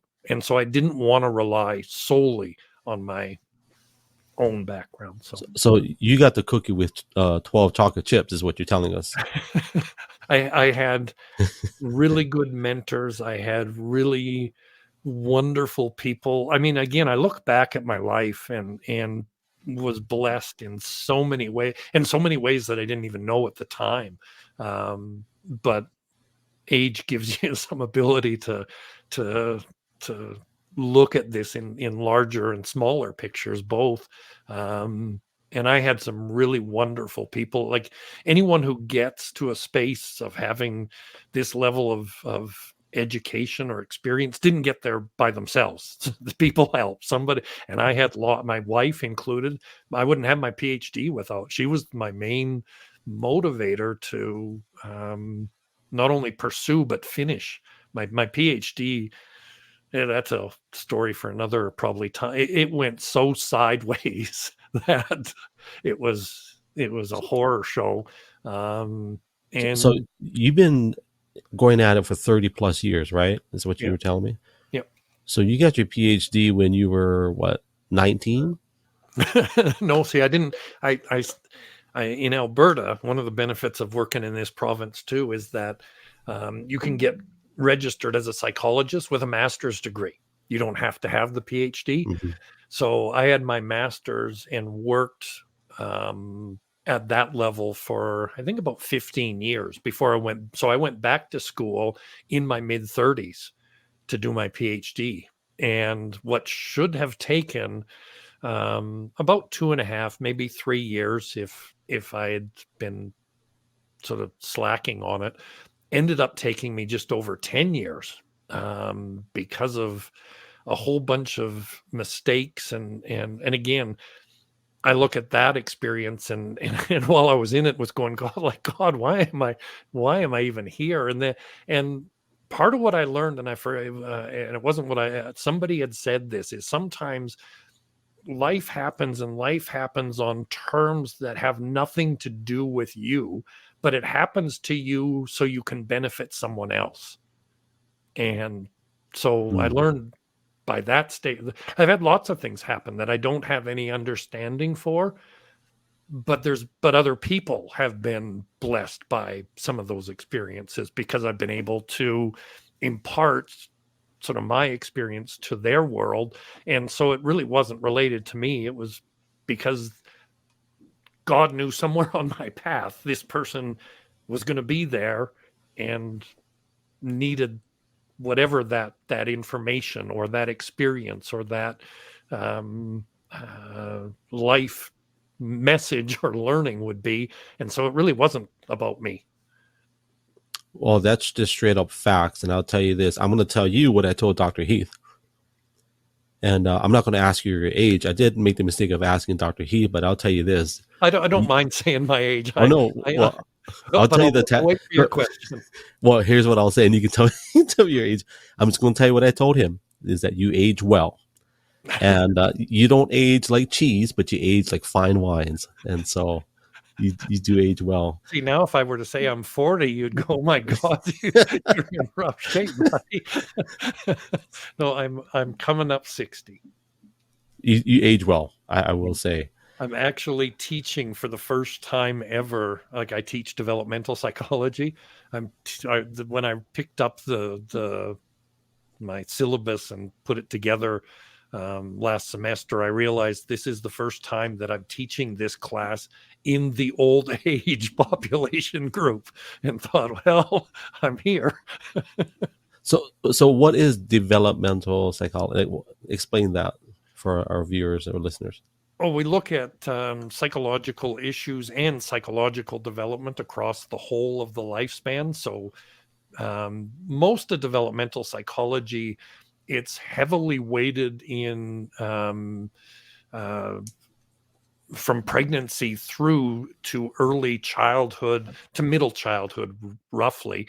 We also, though, do of course spend time on adolescence and early adulthood and middle and late adulthood, is how it's divided up. But we look at the both the normative and the pathological aspects to development, and of course, um, the reason there's such a focus on the early years is that if the system gets broken early, it can be potentially broken through the lifespan. Like if we do damage to a child, that damage can potentially be their life script void of Mm. meaningful information and supports and help and that's what, if you work in that area, God love the people that do that work. That is hard work. That is the work of. I had a colleague, the one that trained me in clinical psychodiagnostics. I'll never forget him, nor be grateful to him for his training. But he spent his whole career, which was over 40 years, treating children of abuse. That would have been hard work. Like that's work. That's doing the heavy lifting. That hits home. I tell you that much. My oldest daughter, and I've shared this publicly, so it's not hard for me to talk about it. But what you just shared is such an important, valuable resource to families, because what we went through with our oldest daughter, there was a season in our life where we were told by physicians that we could not have our own children. And so we walk through those chapters and just had faith, believing that God will bless my wife's womb. In the middle of that, we fostered a child who was heavily abused. And to this day, like, we don't know all the details. We just know that there was some really evil things, to a child. At the time was 1.5. And we ended up getting her, ended up adopting her. She just graduated college in Boston and got married. And I know which of your I've seen you. Yeah, you've seen her. So I didn't know she's great. That is so great. It's a crazy story, and she's not perfect. None of our kids are, but she's been through some tough chapters. And some of those things we're finding now, it doesn't hinder her, but we do see some of those effects even till today. Yeah. No, if 0 to 6 is critical, and if a child between the ages of 0 to 6 is abused, severely traumatized, or severely neglected, it's not are there going to be impacts, it's how severe are those impacts going to be. There are going to be impacts from that. Children all need safety, security, and consistency. And if you can get them from 0 to 6 with those three intact, meaning that they haven't been abused, doesn't mean that I'm a parent, we all make mistakes, Mm-hmm. but if they weren't abused, severely traumatized, or neglected, they have a really high potential for good mental health. The next time frame, 7 to 14, is also meaningful if disrupted, but 0 to 6 is truly the critical time frame. And I'll tag on to your word, truly, it is evil, some of the things that people do to 0 to 6 year. I had my eyes opened. Again, I was way too young to have had that job, but hearing story from both children and perpetrators, some of which were clearly psychopathic, that were not only comfortable but prideful in their discussion of some of the things they did, were evil things to teeny human beings in the world. Like, it was bizarre to me that that the human condition could get that dark, but it can. If I were in your shoes, I would definitely be I'll be a Batman. I would have a night job. you know? Well, let me share this, and I won't share all the details. That's course. actually why I stopped doing it. I went to do an assessment where I was as close to being a Batman. After reading the file, it was the most severe abuse I had seen in the 500 assessments, and was ready to potentially look to take that in my own hands. And I thought, okay, I'm done. Like that informed me that I couldn't trust myself to maybe not do that the next time. Like I was able to have impulse control and not do anything to the person. But the thought of it made me realize too, though, that even though this is a perpetrator sitting across from me, they still deserve my respect, my compassion, and my professionalism. And if I can't give that, or fully know that I can give that, it's time to, and that's why I went back to the office after that and told my supervisor, look, I'm done. I'll give you 2 weeks or a month or whatever you need, but let me just work with, because she had a counseling practice on top of the child work we did. I said, I'll just give me adults to see or something, but I don't want to do another assessment. Well, my wife just punched an imaginary perpetrator. She just went, so, there was a movie that I talked about it with my last guest. I think it was a movie with Jennifer Lopez where she was, I want to say she was a psychologist, but she went into the mind of a serial killer. Can you look that up, hon? Yeah, did we do this? Yeah, we did this before.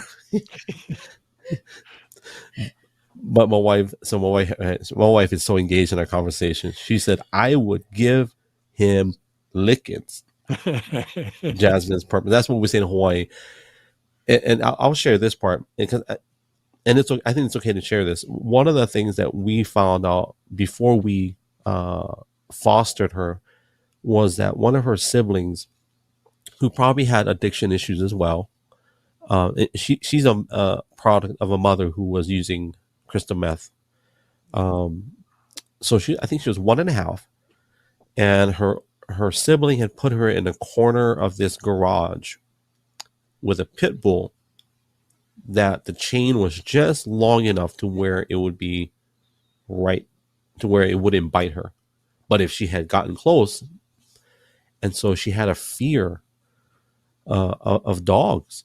And we had to go through some serious therapy, and even to the point where we ended up buying a puppy for her, and she was terrified of it, but kind of loved it at the same time. Just so many things came with the hair. I read one of the, I think the DSM-5 with the hair pulling, the skin picking. She had all that excoriation and trichotillomania. Pulling. She had all that. And we had to walk her through that. It was crazy. And I'm going back and reading. I was doing some research on what we were talking about. Man, I remember, and she was pulling up patches. Patches of hair. I had students who have come to me and they disclose to me, which again, I feel blessed when they do. Like I don't know why there've been more than one, and it's a rare disorder. And so surprising that I had more who were wearing wigs, because they had pulled all their hair out, and their college age. Did you ever see the movie? I see Dr. Heath has The Cell, which I don't know what that, but the Prince of Tide. Prince of Tide, yes, I've seen that. The scene in there, I actually show it to my students that when I talk about treating trauma, the way that what's the actor's name? It's not coming to me all of a sudden. Can you look that up too, honey? I have my wife look it up. Nick Nolte? Is that? No, maybe. I always confuse Nick Nolte and the other guy, Gary Busey.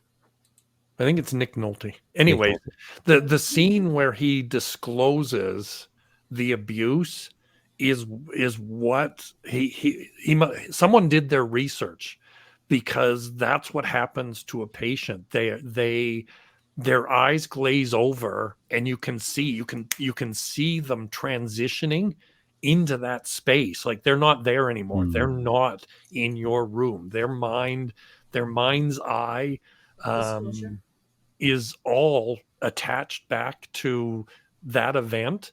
And it's like, I show students that in part to say, if you ever have a patient do this, know that you're going to need to put them back together. They are currently exceedingly sort of dysregulated. They're now in a trauma. They're not in your room. They're and you have to put them together before you let them leave your office. You got a bunch of Legos on the floor if you're not careful. So I want to read this because she spent, and we'll, Dr. Heath, thank you for the reference. The movie was A Cell. And Sarah says, we have a teenager, stepdaughter. Just keep praying that God gives me the wisdom on how to get through these valuable and important years of her life. I find the high school and the college years are so influential in the path they choose going forward. See, I would say they are and they aren't, in so much that I believe, as the Bible says, raise them upright, and they'll come back. They'll re-exist in the world they were raised up in. And so even though they may depart from it, especially when influenced by peer systems, I believe they'll return backwards. So I do agree. I will add to what she said. I think stepdaughter, with us having we adopted our first, she is bloodline to my wife, but just not ours biologically. We had to make that declaration when we adopted.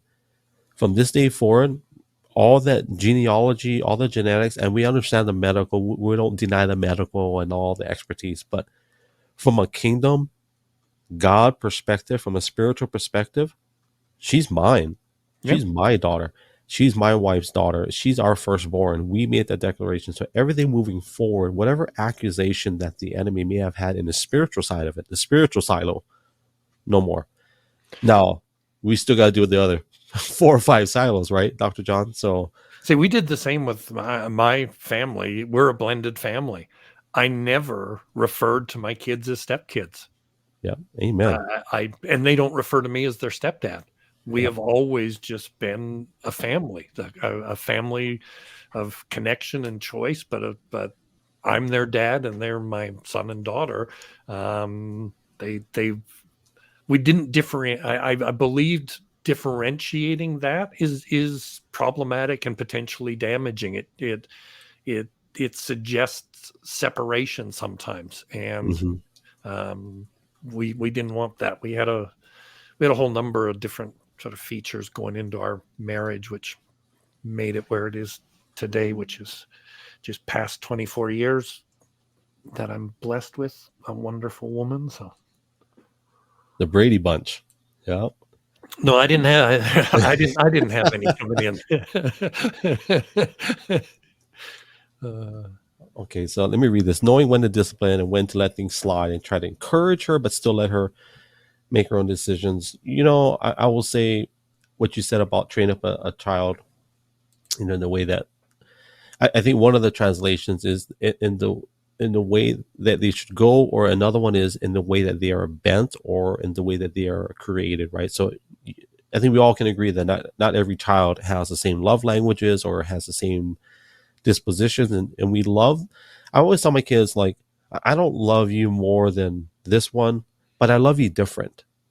It's not a matter of it's not like a currency. It's I have to love you because one of my kids, you can hug him all day long and just kiss him on the neck, and he could care less. I mean, he'll care, but it doesn't move him. But the minute you encourage him and say, "Son, you are so amazing. You're awesome," and he is in love, right? And of course, spending time with him is another one.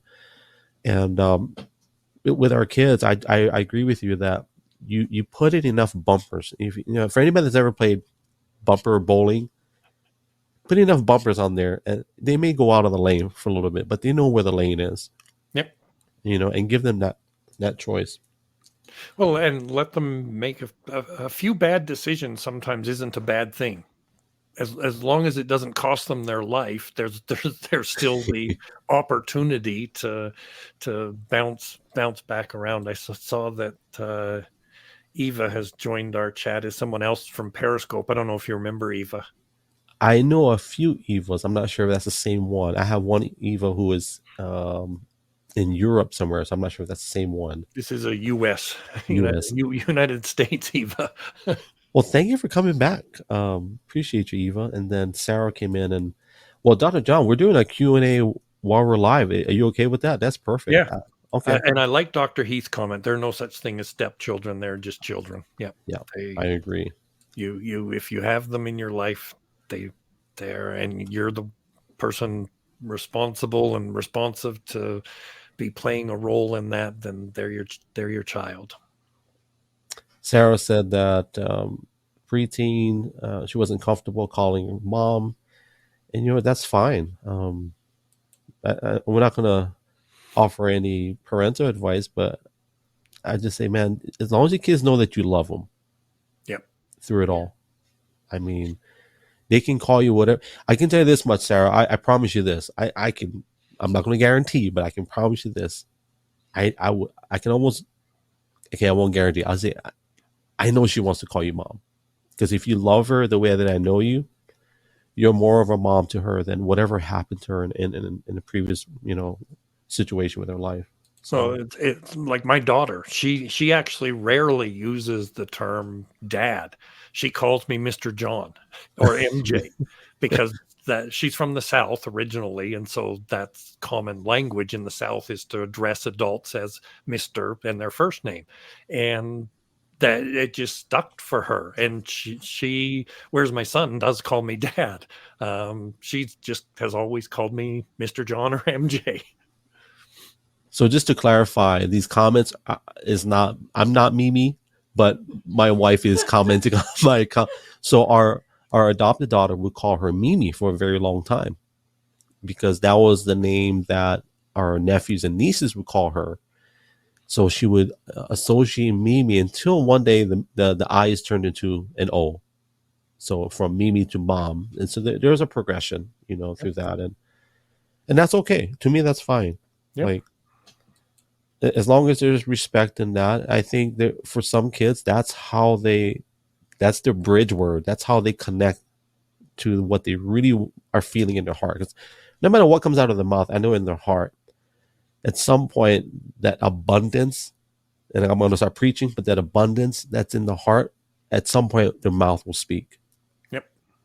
I believe that. And I know that scriptures, I'm not trying to take it out of context, but I do believe that as well, that out of the abundance, what's in their heart and what we put in them as children, at some point, it's going to come out in their language and how they speak. I firmly believe that. Congratulations, Sarah. They're married 3 years next week. Cool. That's a milestone. Can we talk about, I wrote it down, but are you okay on break time, or how you doing on break? You need to take a break or anything before we? Maybe like a minute if you want to play. Okay. This is the fun part. Run through one of your ads, or whichever, more just to get up, stretch, move around a little bit. Hopefully people can wait one minute while we do that and stay present with us. It'd be nice to keep you here. So family, we're going to take a short break. We're going to refill our drinks, our beverages, clear our sinuses, take a quick stretch. We're going to be here for a little bit. We'll be back in a minute or two. And I would encourage you to do the same. Kind of stretch. Don't just sit there and stare at your phone or your computer the entire time. Get a little bit of fresh air. We'll be back in about a minute.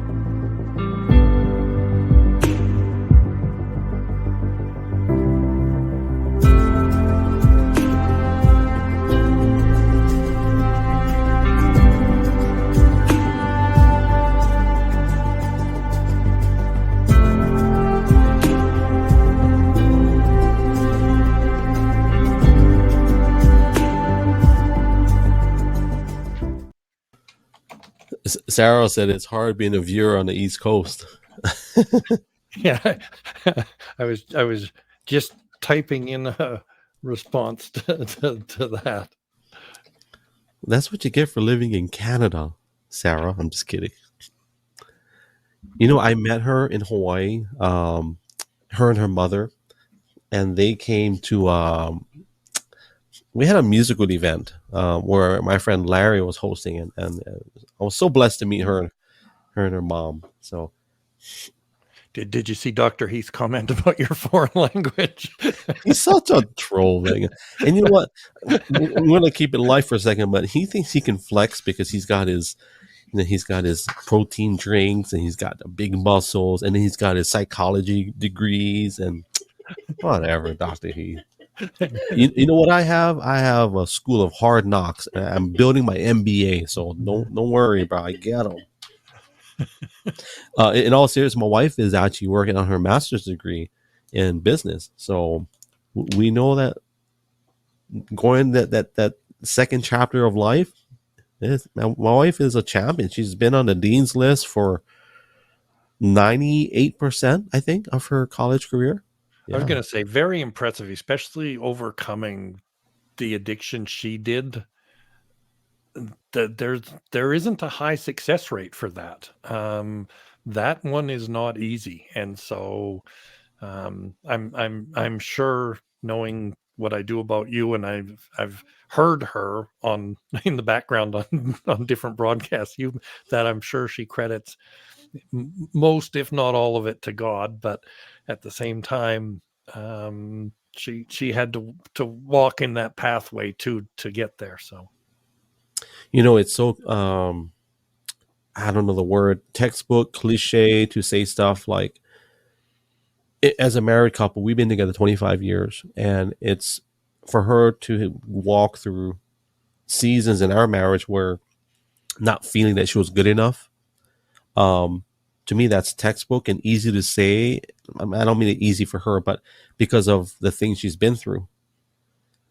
But I have the same things. Like I have the same feelings of not being good enough for her as a man.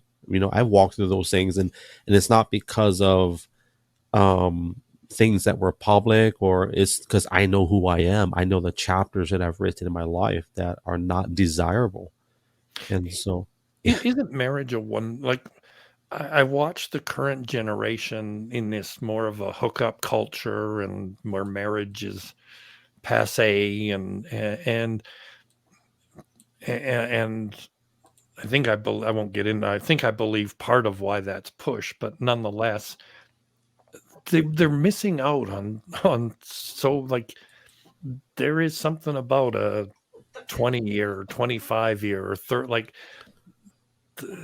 there's just something about that I think people are going to miss if they stay in this mindset of short-term relationships or hookups, or not following that historical sort of pathway that was there culturally for a long time, and for good reason. As a social species, it's good to have connection. But anyways, do you do a lot of work in the area of what we're talking about, like relationships and couples? I did probably 20 years of my career was spent doing lots of couples work, and I had I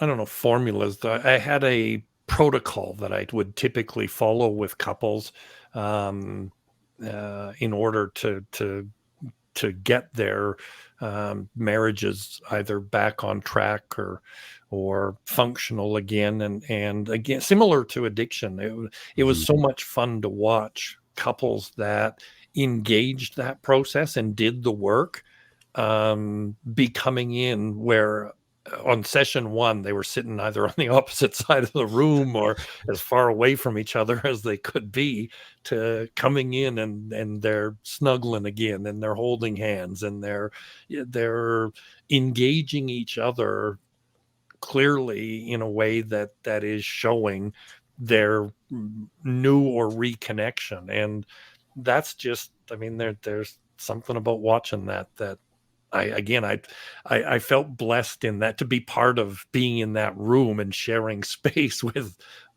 their world. So how did you, and I'm talking from experience, by the way, how did you get, or how did you get the man to disarm when he sat in a room with you and his spouse? First and foremost, and I was on one of Dr. Heath's recent broadcasts actually, and brought this up of how psychology has actually feminized a lot of language in Mm. therapy, which I think is detrimental, especially in couples work. The word that I have heard from many male clients that will have them run for the door is, "What is your love language?" Um, I mean, you ask many males that question, and they actually they shut down. Like they're not going to engage at that point. They feel like they're outnumbered. They feel like it's going to be 2 against 1 is going to be the way this game is going to unfold on them. And so in part, my work with people kept a very neutral language system to make sure that I wasn't excluding either side, but that the process was going to involve and require involvement from both people for it to get to a healthier space. So rather than love language, would you say, "Hey, Greg, what is your engine size? Is it a V8? Is it a four-wheel drive? Are you a Ferrari guy?" Like, how would you? What kind of language would you use other than love language, for example? Well, typically I don't draw those kinds of sort of comparative features anyway. Like I when I talk with couples, part of the work that I do with them, if I had an analogy to anything, it's building a house, and that house has got to be built on a strong foundation.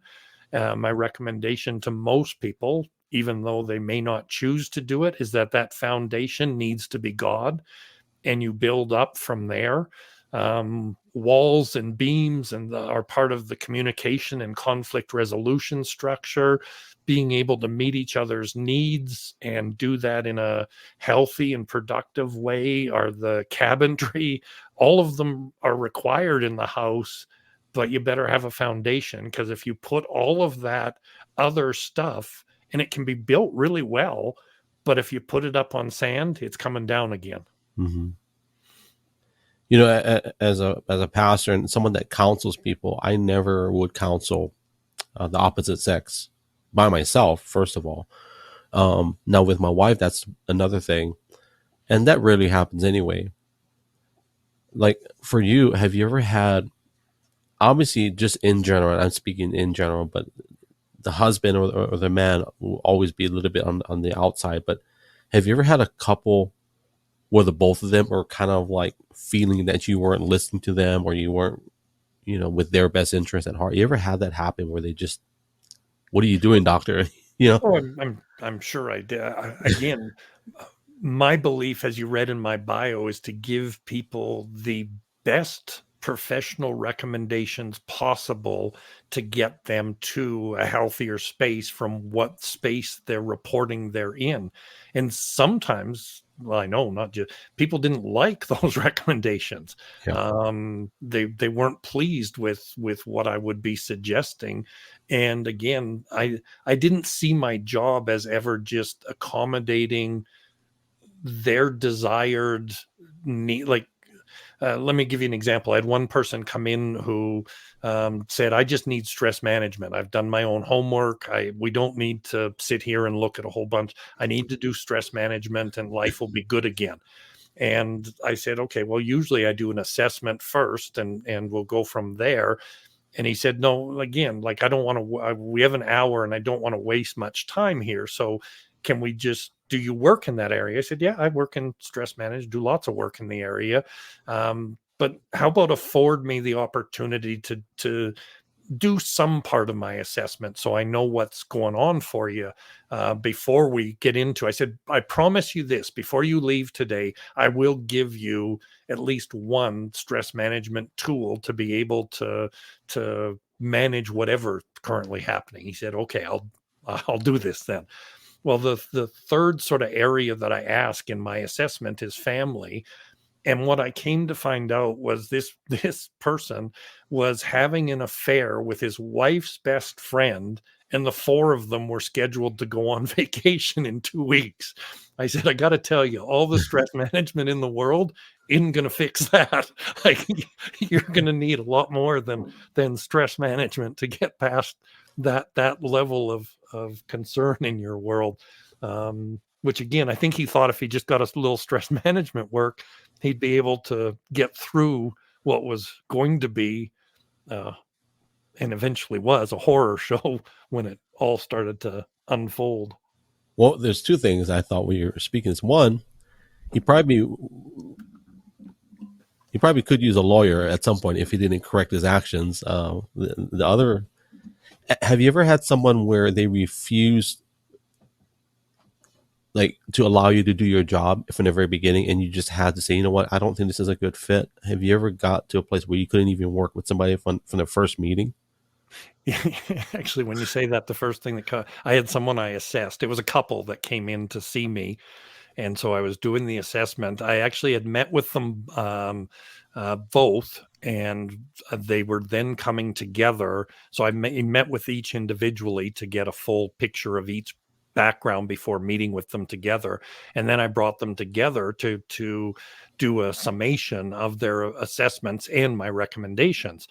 And as I was reading my recommendations, I heard blah blah blah blah blah blah.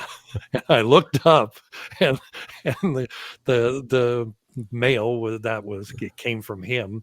So I set my notepad down on the desk that was in front of me and said, well, clearly we're finished here. I said, with that type of response, the reality is you need a different therapist, and having made the statement, know that I'm not going to back up on that at this point. Like, I am going to give you a referral. I have done an assessment and have a set of recommendations here for you.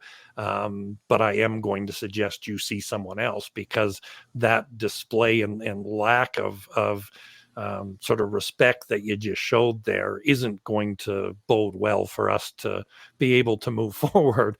And I remembered them because I'll never forget. We had this long hallway leaving our office space so that people didn't run into each other coming in and out, so that there could be the confidentiality.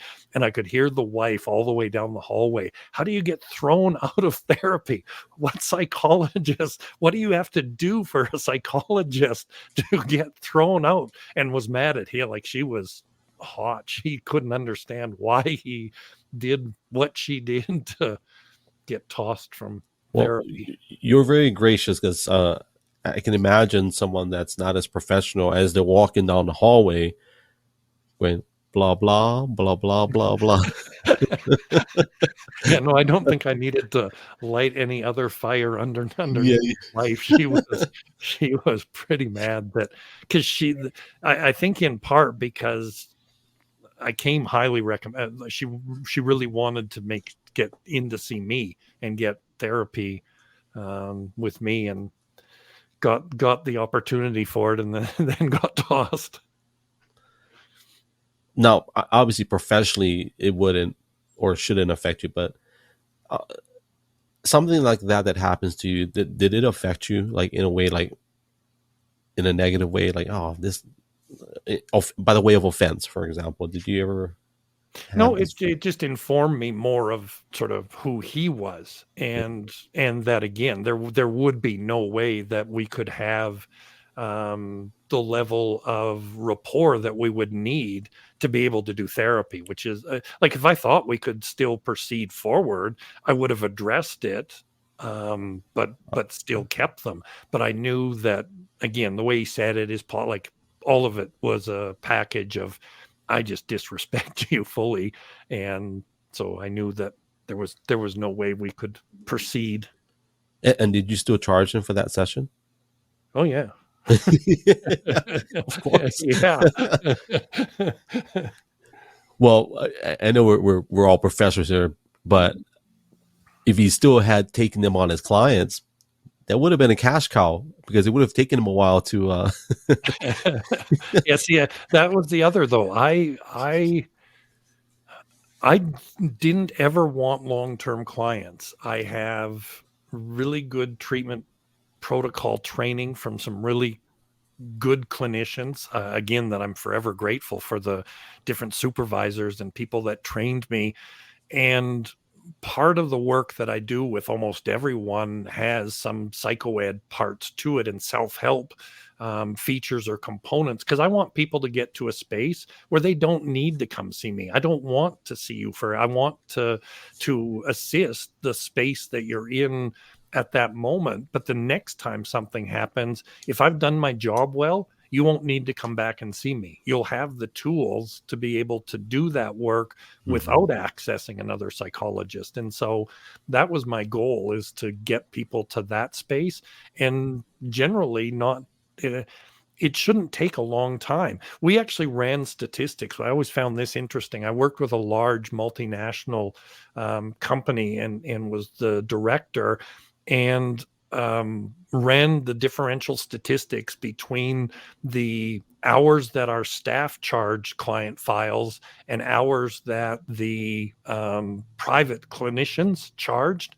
They were each given the same number of hours of access to that patient. And my clinicians, because they were already being paid, so their income wasn't based upon how much or how often, were 4.5 hours differential from private practitioners, which was meaningful because that tells me that they're treating the same, because we looked across diagnostic populations. Well, it should have been equal if people weren't doing it for their own financial benefit, which said a lot to me that private practitioners need to develop some better ethics, that this isn't about you making money. This is about you treating someone. And if someone can do it 4.5 hours less time than you are almost consistently, you're probably in the wrong field. Well, I'm thinking maybe they just had a few of those blah blah blah clients and they need work, and they just, but I Dr. Heath brought up something the last time I talked to him about the diagnoses from when he first started practicing to where it is today, and it's a lot more now, right, than what it was when he first started. And you're talking about around 4 hours less, right, on average, and is this list growing? Are we going to see a DSM-6? There will be a 6. I'm sure of it. I don't know if it will grow much more. The other thing is sometimes they take things out. They do that as well. The what happens between editions is people are doing research in the background on all of these disorders to see whether or not there's any changes either in treatment approaches or onset or course or anything like that. And so sometimes disorders are actually removed, and new ones sometimes put in or moved to different areas. Like post-traumatic stress disorder might not seem like a big deal. It used to be part of the anxiety disorder categorization and was moved to its own area. Well, what that did was it created more funding for the overall research of because it wasn't just one of the anxiety disorders anymore. It was in its own stress and trauma area, and ended up then having more financial resourcing. So there are a whole bunch of things that sort of go on in the background. But yes, I do believe we'll probably have a DSM-6. And again, the use of those labels, one needs to be cautious with. I was just talking to a provisional psychologist the other day about being careful in their file management and record keeping, and where they might not put diagnostics, because these are their files are legal documents, and if they're ever subpoenaed, you best be careful about what's in them, because it could end up being quite damaging either to that person or somebody else. And so we want to be cautious about that, which actually makes me think of a really aligned but off point, which is, did you watch the Johnny Depp Amber Heard trial? I loved it. It was so fun to watch. It became one of my, again, side passions for a period. It was to catch that trial whenever I could in between classes. And the Curry was her name. Dr. Curry Yeah. was the psychologist called as the expert for Johnny Depp's side. I suspect every school of assessment and psychopathology and potentially forensics will play her testimony as the example of how to do this and how to communicate it back out to the public. She was outstanding. Like, if people haven't seen that and you have an interest in psychology, go to the part of the trial where Dr. Curry is on the stand describing the clinical assessment process. Is that the blonde lady? Yeah. Oh, she was fire. Oh, she was on fire. I remember that. And I know she's a professional, but she had such a confidence when she was speaking. Yeah, Like, no, don't- she's yeah. qualified to be doing what she's doing, and she does it well. She knows exactly what she's doing and how to do it. I was so impressed. And I know it's so irrelevant, but it helped that she was an attractive person, because the way the media paints a picture is Amber Heard had the not so stellar side, and Johnny Depp has all the superstar, rock star. You know, he has this whole. But I really felt bad for Amber Heard in the area of her team. It just really felt. It didn't feel like she had a good team on her side. No, she didn't. I mean, I recall, if I'm correct, her the psychologist that was on Amber Heard's side of the courtroom, I believe, made the statement. I might be wrong, but I believe made the statement that there was a diagnosis made before she saw Amber Heard, which is hugely problematic. Yeah. And at that point, the questioning went horribly sideways for them. You know, we'll come back to, because that was a great trial, and I agree with you. Curry, right, was her name. Yeah. But there's some comments. I want to read this real quick with Sarah. She said that some people are so quick to say that they have anxiety as if they are self-diagnosing. Actually, we did talk about that briefly in the beginning. And can we go to the PTSD labels? Because I feel like, and I have my wife type it in the comments, her comment, but there's a lot, and I hear it a lot on Twitter, X Spaces, where there's a lot of people putting on that jacket or that label of PTSD. And I'm not judging anybody, but I do feel like it's being used a lot. Oh, it's hugely overused, because, again, people are applying it to things that it's not applicable to. As an example, my relationship broke up, so now I have PTSD. Well, you by definition, you cannot get PTSD from a relationship breakup, or from a job, being terminated from a job, or from a multitude of the different traumas we all face as part of life. The caveat is that there has to be either a real or perceived level of harm, up to including fatality, to be diagnosed with PTSD. And so if that's not present, but you're right, people throw it out all the time. I have PTSD because X trauma happened in my life. Well, no, you experienced a trauma, and you might have some of the features of post-traumatic stress, but no one qualified would diagnose you with post-traumatic stress disorder. So does there have to be, let me rephrase that, if there's an absence of a fatality or near fatality, would it not be considered PTSD? Right. If there is not a severity of either real or perceived, so even perceived, Okay. physicality of severe harm or fatality is one of the key criterion for that disorder.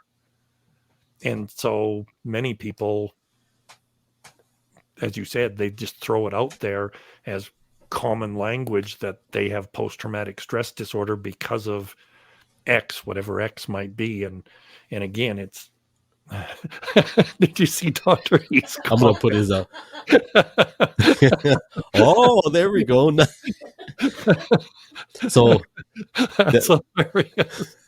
so that's why Dr. Heath has been with his wife for 41 years this year. Oh, we know the secret. We go see Dr. John first, and then that's the spice of life right there. Yeah. This is my wife, by the way, not me, but she says that her dad had PTSD. He would wake up in the middle of the night reliving the Vietnam War he was in. He would crawl on the floor holding a gun, imaginary, in his hand, and if you were in his way, he would yell at you, "Get down, get down." Let me ask this, because it is your wife, so I can get feedback. Did he have an alcohol use disorder at all, or no? Yeah, he did.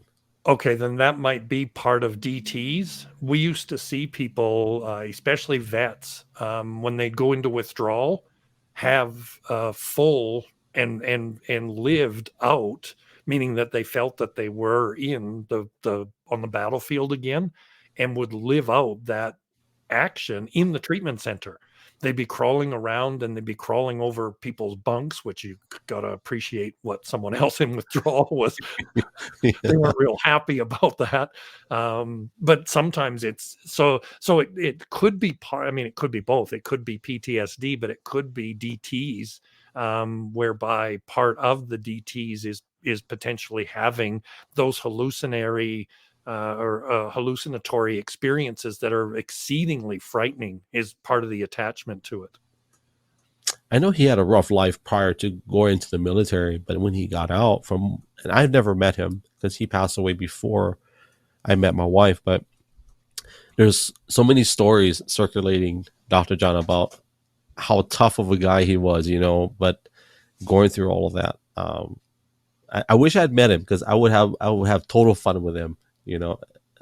Here's my wife. She says, yeah, it was real. His eyes were glassed over from the room to the bathroom. Then he'd get up and walk back to the room and go back to bed. Yeah.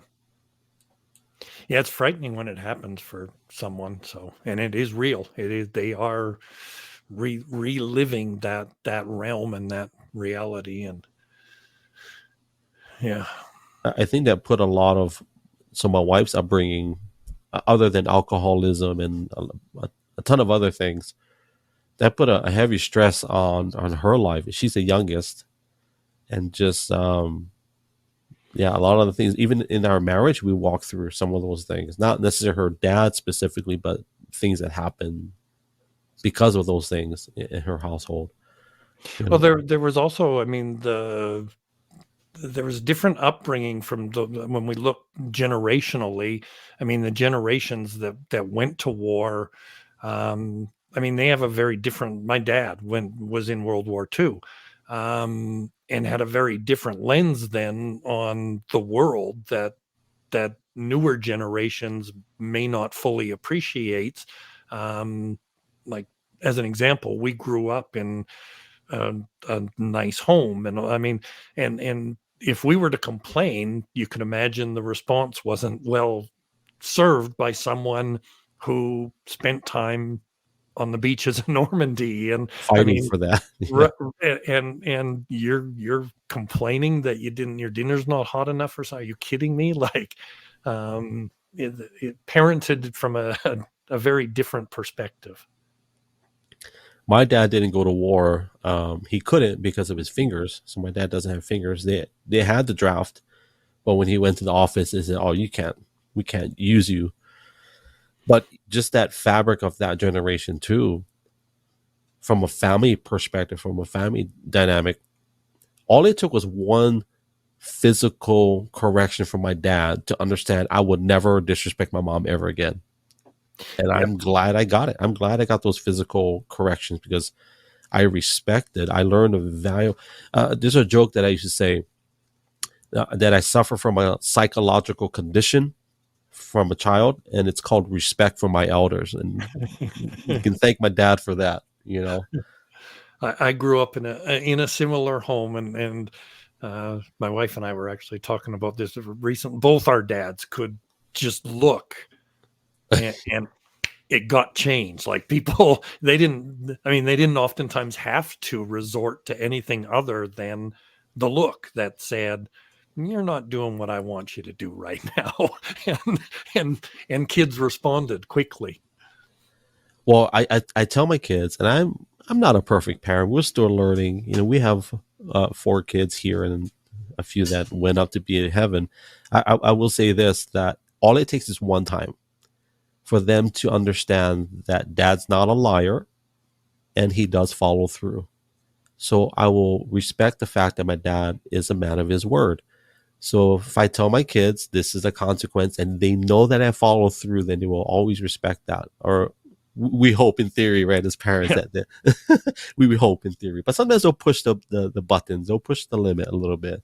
Oh, yeah. No, my daughter, if she hears this, will freak that I said it, but I'll say it because it's funny in relation to that. I told my daughter that if I ever caught her riding her bike again without her helmet, she would lose her bike for at least a week, if not longer. So I come home from work one day and my wife says to me, well, you made the statement, so you have to adhere to it. She was out riding her bike today without her helmet, so you have to go enforce that because you were the one who said it. So I go over to her and say to her, look, honey, I heard that you were riding around without your helmet today, so I'm taking your bike. And she said, well, actually, you said if you saw me riding my bike without my helmet, oh, there we go. You didn't see me. And I mean, this is a 6-year-old telling me you didn't see. And I actually credited her for that on semantics and good argument and said, you know what? You're right. I did not see you. Now, let me be clear. If I see you, if your mom sees you, if any human being in the world sees you without your helmet, and I hear about it in any way, shape, or form, by voice, email, text, otherwise, you will lose your bike. Are we clear? She said, yep. Well, I'm gonna rode without her helmet again. I'll add my input, but I want to read this. Thank you, Dr. Heath, for being here. We appreciate you, brother. He says, thanks for doing this, brother. He says, much love to you both. We appreciate you. He has to go get his beauty sleep. Not that it's doing much good in that. Oh, you're beautiful. Dr. Heath is a beautiful man. He is.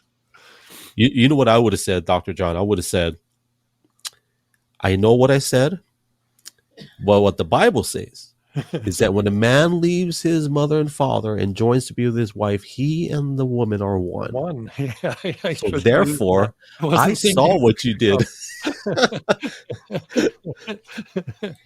Yeah, I went to the legality of it. She had a legal argument that was accurate. She wasn't wrong.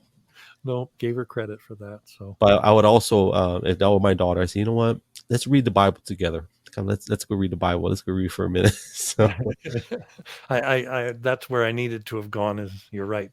Gone and said to her, let's go pick up. You pick up your Bible, I'll pick up mine, and we'll go from here. We'll figure out a way to resolve this where I win because I'm the parent. I want to do a temperature check with you, Dr. John. Are you okay on time? Actually, I was thinking we're getting close to 10 my time, and I'm happy to do if you get feedback from people that they want to see us connecting, or we can go just connect again whether we get feedback or not. I really enjoyed doing this, but I'm happy to reconnect, and I'm sure we have hours of stuff we can talk about. So, well, let me tell you where this is headed. This is what I believe. My wife and I have been talking about it. We've been praying about organic location just for what we're doing right now. And I believe that God's going to open doors for us. So I know in the future, we're going to have a studio location where we'll just invite people to come in and we'll spend the day, whatever. So I know you and I, at some point, we're going to do this organically in person, whether it's here or closer to you. So I do know we'll have many more. And the other thing is, which island are you on again? Well, are you on Maui or are you on one of the other islands? Well, right now I'm on the biggest island. I know you're in Oregon, but when you are on one of the, so we have a property on the Big Island. Oh, okay. And one of the dreams is to eventually build something to where we can have like a ministry center, obviously a place to live and to maybe rent out. That's the dream and the plan. So that's probably obviously later down the road. So Big Island, But hey, if God tells us, Dr. John, hey, I want you guys to meet in Maui or Kauai, we do not want to disobey the Lord, brother. No, no. One of Yeah. my wife's favorite places is Hawaii, and we haven't traveled since COVID stopped it, and then we've had other rationales for not going anywhere, but we are hoping to get back into traveling again here in the near future. And that is one of her favorite places in the whole world, is the magic that is God's Hawaii. So, Well, there's a truth and a joke at the same time. This is what I believe, that when God had put the angel at the entrance to the Garden of Eden, and he told Adam and Eve, you shall not ever enter this place again. Well, I firmly believe that the angel kind of forgot about the back door of Eden, and that's where you find Hawaii. So I firmly believe that. I want to cover maybe one more topic, which is the psychotic disorders, and then we can kind of land the plane, and then we can do this again, or we can keep going. But in the area of psychotic disorders, have you done a lot of those in your practice? I've assessed a number of people with schizophrenia, and had some that were patients because they had a co-occurrent substance use disorder. It's common for people, unfortunately, with schizophrenia to develop substance use disorders as a way to sort of put a squelch on what is the horror show of their mind. And so substances shut some of that down. But the problem is sooner or later, you can't just keep doing that without having problem from it. So I have done work in that area. I used to work with someone. We shared office space. She specialized in what was used to be called multiple personality disorder, is now called dissociative identity disorder. So I have probably more awareness of that disorder than some others, and it's a rare disorder, but it is an interesting disorder just because of what unfolds with it. So I guess that was the long answer to yes, I do have some experience with psychotic disorders. Well, the multiple personality, it makes great television. I will say that. There's a TV show we watched, Psych. You ever heard of that TV show? No. It's not psychology, but it's spelled PSYCH. Psychology. Yeah. So the show's premise is that there's a guy who has photographic memory. He can see things, and because he's been doing it since a child, he puts things together and basically solves puzzle because of his ability to remember images and he's phenomenal. Okay. Did you ever see? Oh, sorry. Go on. Well, he's crooked basically, so he took on a job as a police psychic. So, okay. Yeah, I know it's a little bit sideways from the question, but I'll recommend you to watch that show. I'll send you the link. But did you ever see the United States of Terra? I think it was called. I haven't. I think that was what the premise was with her, is that she had multiple personality disorder. Yeah, I mean, I was saying that because one of the episodes we watched was they thought there was only two, and then they later found out that there was a third, and the third came out during high stress moments to protect the female alter ego. Yep, and that's where the murders happened because. It's such a funny episode, but it was just very interesting that a male who was going through gender issues goes to psychologists to get therapy for dealing with that, and then the third personality comes out to defend, and right. that's where the story unfolds. So, yeah, very interesting in the area of now. The reason I was asking that is, we would take in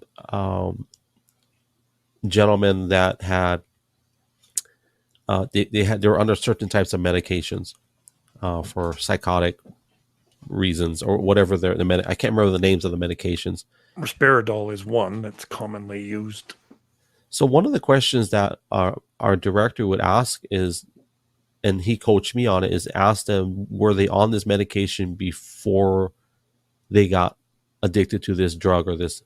And so what we found, and not everybody, so anybody that's in recovery and you've had me as a counselor, I'm not throwing you out there, but there have been a few where they would get disability benefits if they were continuing to see this physician or this doctor that would Right. prescribe them this medication. So that's one of the things I see in Hawaii. I'm going to put Hawaii on the map, and that is that there's a few people out there that are continuing to prescribe these medications to these individuals for whatever reason. But these guys are able to gamify the system basically to get money to support their habits and not really dealing with the issues at hand. Yeah, I spend probably a quarter of my time now talking with, because my private company, we do work in psych disability management.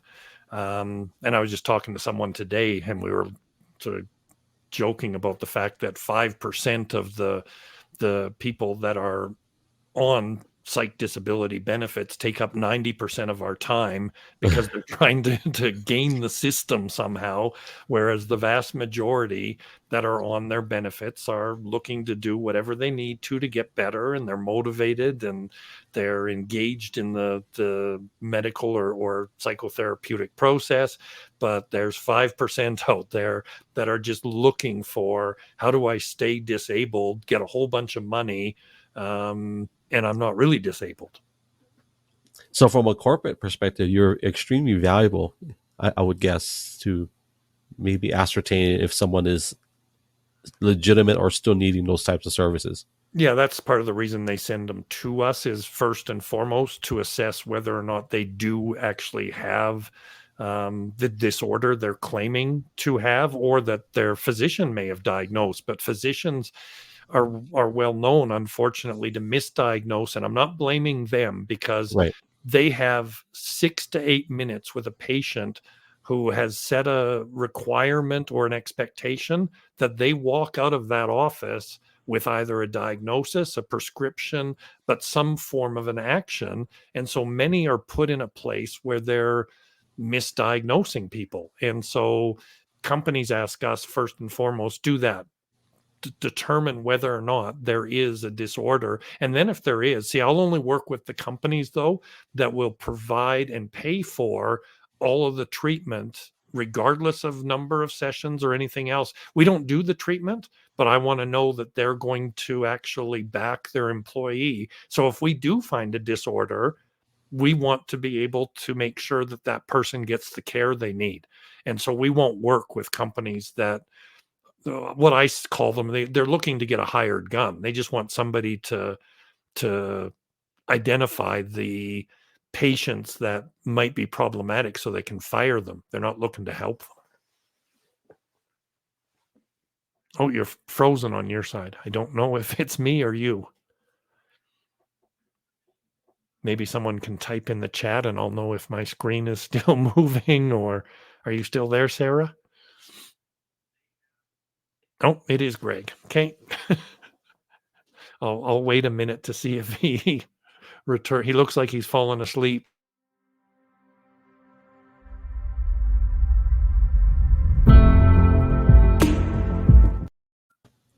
I apologize. There you I'm are. not- That's the wonderful world of internet connections. So I got you last at the companies willing to work with when you do work with their client or your client and they're an employee. So that's where we last cut off.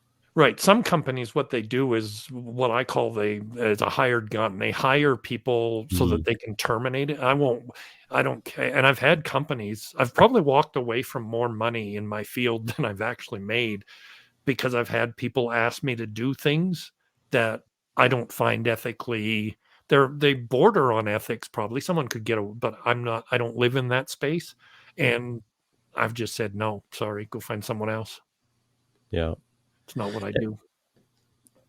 Have you ever felt that it puts your personal safety at jeopardy if like someone that loses benefits in that way because of what you find? No, I guess not, or at least not yet. I've never sort of felt that. Now maybe I will, but Well, I never have.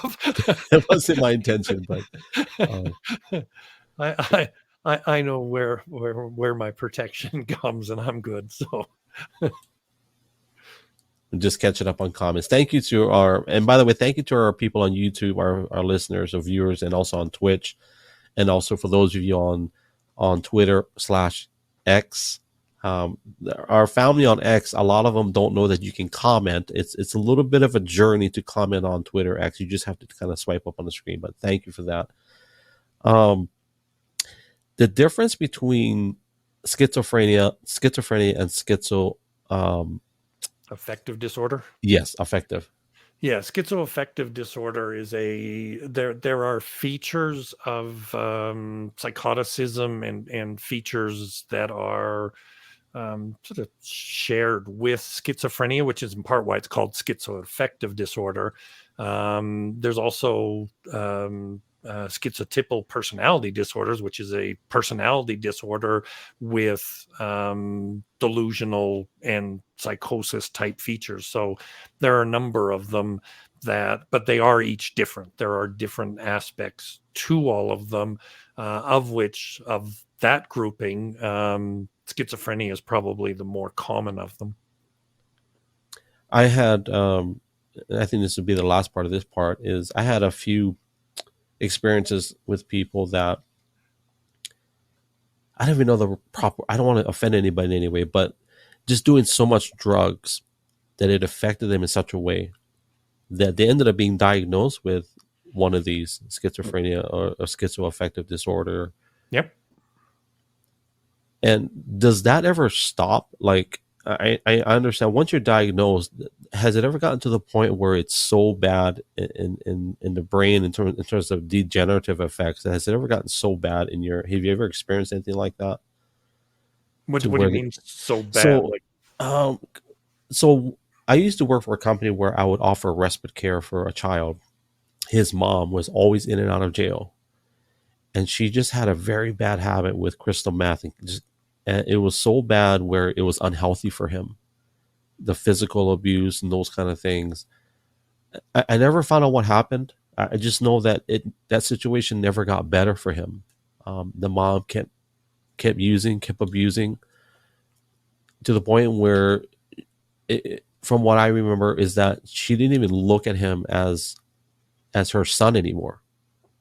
And I always wonder, how bad did it get for him? Did she get to the point where she didn't recognize him? Is that even possible? Did she, look at him as an aggressor? I always wondered what happens in a situation like that. I don't know. I've never seen it, so I really don't know. I would suspect that, again, not knowing, but the reality, unfortunately, is many of those kinds of situations just don't have good outcomes. More people will die from their substance use disorders than get treatment for them. Many people, part of it is they don't even know what's available. And so which in today's day and age is surprising, but it's true. There's many people that really just don't know what is available to help and support them. And so some of that is on our fault in not getting more communication out in the world. But then there are a number of people that just choose not to follow the for lack of a better term, prescribed recommendations that will assist them to getting to a healthier space. And when that happens, there's nothing you can do. Other than tell them the door's always open and they're always welcome to come back. This is Sarah from earlier. She said that. So you mean companies would want you to diagnose without intending to help, but rather use it to terminate people for a mental health disorder? Yes. Wow. That's pretty intense that they would. Well, it makes sense. I mean, who's going to fight that? And that's the issue is that many people, especially people with mental health issues, they know they're not going to call a lawyer. Or if they do, they know their lawyer's pockets are much deeper and and they can run them out of money faster than they run out. Well, let's go ahead and bring it in for approach to landing. What's I have my 10. So when we end broadcast, Dr. John, what I do is I'll do a rapid fire of 10 questions. But before we get to that, is there anything on your heart right now that you want to share before we go to rapid fire? No, other than I'm not a big fan of rapid fire. So you've seen my rapid fire. Have you seen any of them? No, I actually haven't seen them. So Okay. They're not intrusive. Okay. I actually comprise most of them when we're talking. When I do rapid fires, they're simply just quick answers. And if it's a question that you know that you should not answer, you say, you know what, I think we'll go to the next question and just smile. Perfect. The other one is, I hope I'm not giving you anxiety, by the way, because I'm not qualified to treat you for your anxiety. No, it takes a lot to make me anxious. Okay. And then, yeah, it's just a way to get honest answers and people get to know you. And so I want to say thank you very much. And after we end the broadcast, what I'm going to do, Dr. John, is I'm going to, maybe you and I can troubleshoot. You can send me some questions. I'll probably do 2 or 3 questions in my Spotify that maybe people can engage with, because there are some people that are probably sleeping and maybe they'll listen to it tomorrow. So we want to give them an opportunity to be a part of the conversation as well. So, Yep. All right, here we go. Rapid fire. Number 1, why did you do this podcast today? Felt led to. Career advice for anybody that is considering the field that you're in. Make sure you have an exceedingly good supervisor in your internship and in your registration hours, because that will set your career. Raw beef or raw fish? Beef. Ooh. Hawaii or Canada? Oh, Hawaii. Best marriage advice you ever received? There's no leaving. Ooh. Okay, we got to pause for a second. Can we pause? Let me tell you, we had a few rules when we got married. Rule number 1 was there is no leaving. If you are getting married, there's no exit. There's no off ramp. There's no threatening an off ramp. Is there a rest stop? Do we have a rest stop? If you do have that, it's the word divorce is never to Amen. pierce one's world or lips or be part of. The other was no name calling. Ooh. You are not ever to use a derogatory name towards your spouse. In part, more that one was more on the female side, in that any female in here listening to this knows if you've ever been called a derogatory name by someone that has been important to you, you will have never forgot that. You will remember every detail to that. It becomes part of the fabric of who you are. So we made a rule: no name calling, no exit, no off ramp. So and of course no cheating. So because that breaches the foundation of that trust in a way that it's not that it's irreparable, but it's pretty close to irreparable. So don't cheat, don't leave, and don't call each other names. And after that, we're good. I took notes. And how many years now, you and your missus? Just past 24. So 24. Yep. You got us. I say we've been together 25. We've been married 20. It took me 5 years to become a man and say so. Well, we were together. This is an intro. We actually met online through the very first voice over internet protocol. It was called FreeTel, and it was the first program where you could verbally engage someone else anywhere in the world. And that's where we met. And because I'm Canadian, she's from Mississippi. Okay. We spoke and she had 2 kids.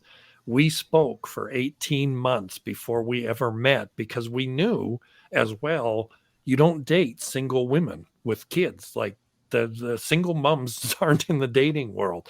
They're they're either single and not, or they're getting married, but you're not there's kids involved. So there is no playtime here. This is serious. And so we spoke on the phone and on the internet for 18 months and oftentimes 6 hours a day. So, kids today will never know what it means to make a sandwich.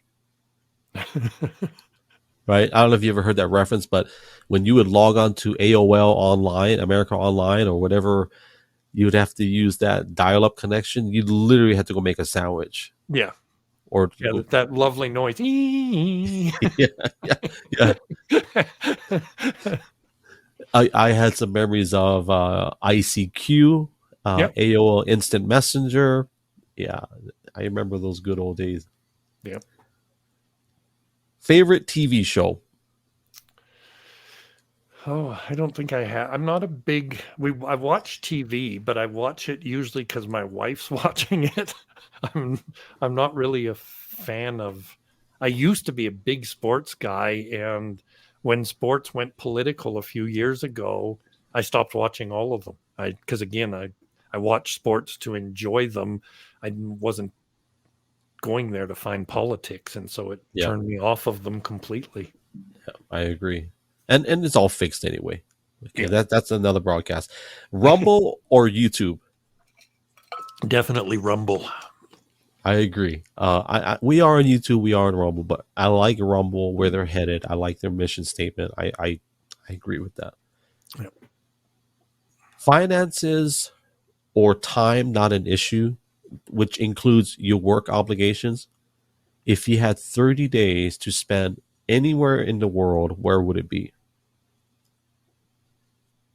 I'd split it between Florida and Hawaii. Two warm places. Question number 9 is it's a very light question because you're in Canada. Are you a Subaru owner? No. What? Okay. Well, what do you drive when it's like adverse weather conditions? I drive a Mazda. My wife drives a big Ram truck. Okay. 4x4, all that. Last question. And this is the same question I ask everybody on every podcast is, what is your desire for the next generation? After you've long gone, what is your desire or your heart for the next generation? For them to return to prior value and connection and concern for even just their neighbor, let alone humanity. I feel like we need to land there and stay there just for a minute before we close. I noticed that when we were talking earlier, and you're born and raised Canada, correct? Yes. How connected are you to the United States in terms of like politics or news or just things that are happening? Are you pretty connected, or is it something like an afterthought for you? No, I'm too connected. Oh, okay. I need to disconnect some of, because as you can appreciate where things are going, it's just distressing. I actually was speaking to someone else earlier today about how, and it's both sides. I mean, I'm not inclined to say it's A or B. It's both of them, like meaning left and right, are right. having this dance that is anxious producing for anyone who's paying attention to the whole of that group. And so I don't see any of it as positive anymore. So in your country, do you have the polarizing effect like how we do it in the United States of the being on the left or the right? Do you guys have the same climate? We do, in so much that our political system it's similar, but it's different. We are a democracy, not a republic. And unfortunately, at least I say unfortunately because I'm in Alberta, Quebec and Ontario have the largest populace, and so they usually decide our elections. In other words, on election night, when the polls close and we turn on our TV, the election's already been decided. Our votes don't matter because Ontario and Quebec, if they voted in a certain direction, the election's already finished. Well, that explains why you like Hawaii so much, because that's Hawaii in a nutshell. Nobody cares about Hawaii's votes because by the time the election is like Hawaii's 6 hours away. So, there was a question that I read on Twitter, on X, and it was, if the left and the right were to agree on one thing, what do you think it should be? And my response to that question of what should they both agree to, and what I said was to stop lying. If they both agree to stop lying, I'm not saying it'll solve all the world problems, but it would solve quite a bit. I was going to say, if you took lying out of everything in relation to politics, it would solve you're right, a lot, because that's all, it's filled with lies.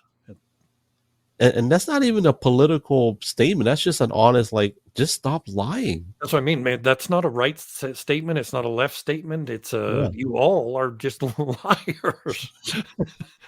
I think if that was a rule and you could hold checks and balances to that, I think it would be easier to move forward knowing where everybody's at. And I'm not a political person, but I will say that we have had political leaders in our country. And my dad actually brought this up. He says there are some presidents when they speak, it's almost like you got to pull out a dictionary to understand what they're saying because there's so many words. It's so complicated. And then we have another president where I think he has 11 words in his vocabulary. And as much fun as you make fun of that person, at least you understand what he's saying. You don't need a dictionary. Yeah. But at the end of the day, if everybody would just tell the truth, I think we would know where we are clearly. And I'm not saying it'll solve all world problems. I believe we just got to come back to Jesus. That's just what I think. But that would help too. That would help a little bit, I think. Yeah, that would help a lot. Well, we're going to land the plane, Dr. John, and then what I'm going to do is we're going to end the official live stream. But as we officially end, if you don't mind hanging out in the green room, we'll just kind of do our formalities at the end. Yep, let's do that. Thank you very much, Dr. John. I really appreciate your time. And I know you've given us a lot. I know there's a lot more things we didn't talk about, and I think I'm okay with that. That gives us a reason to come back and do it again. It does. Thank you to all of our listeners, our viewers, both live and also in replay. And for those of you on Spotify, thank you. I do apologize, family, to any technical difficulties we may have had, but I don't control the internet, and my name is not God, so we roll with it. And we thank you. We appreciate you. Dr. John, once again, I appreciate you, brother, and I'll talk to you on the back end. Family, thank you for hanging out with us. Whenever I get a guest that has paid their dues, like Dr. John has, 30 plus years of experience in his field, I'm blessed. I am very grateful. And I'm thankful that you're here. And so to Sarah, who's been with us for hours, thank you. Dr. Heath, thank you. To Eva as well, and all those that I missed throughout the live stream, thank you for being here. And we're going to do this again. And we'll put all the link descriptions of how you can connect with Dr. John in the post description after we end this. So thank you again. On behalf of my wife, myself, our kids, our families, and Dr. John's family as well, we thank you for spending time with us today. May you be blessed. As I always say, love you guys. God bless you guys. Ahui ho, aloha, and mahalo. Yes, sir. Chihu.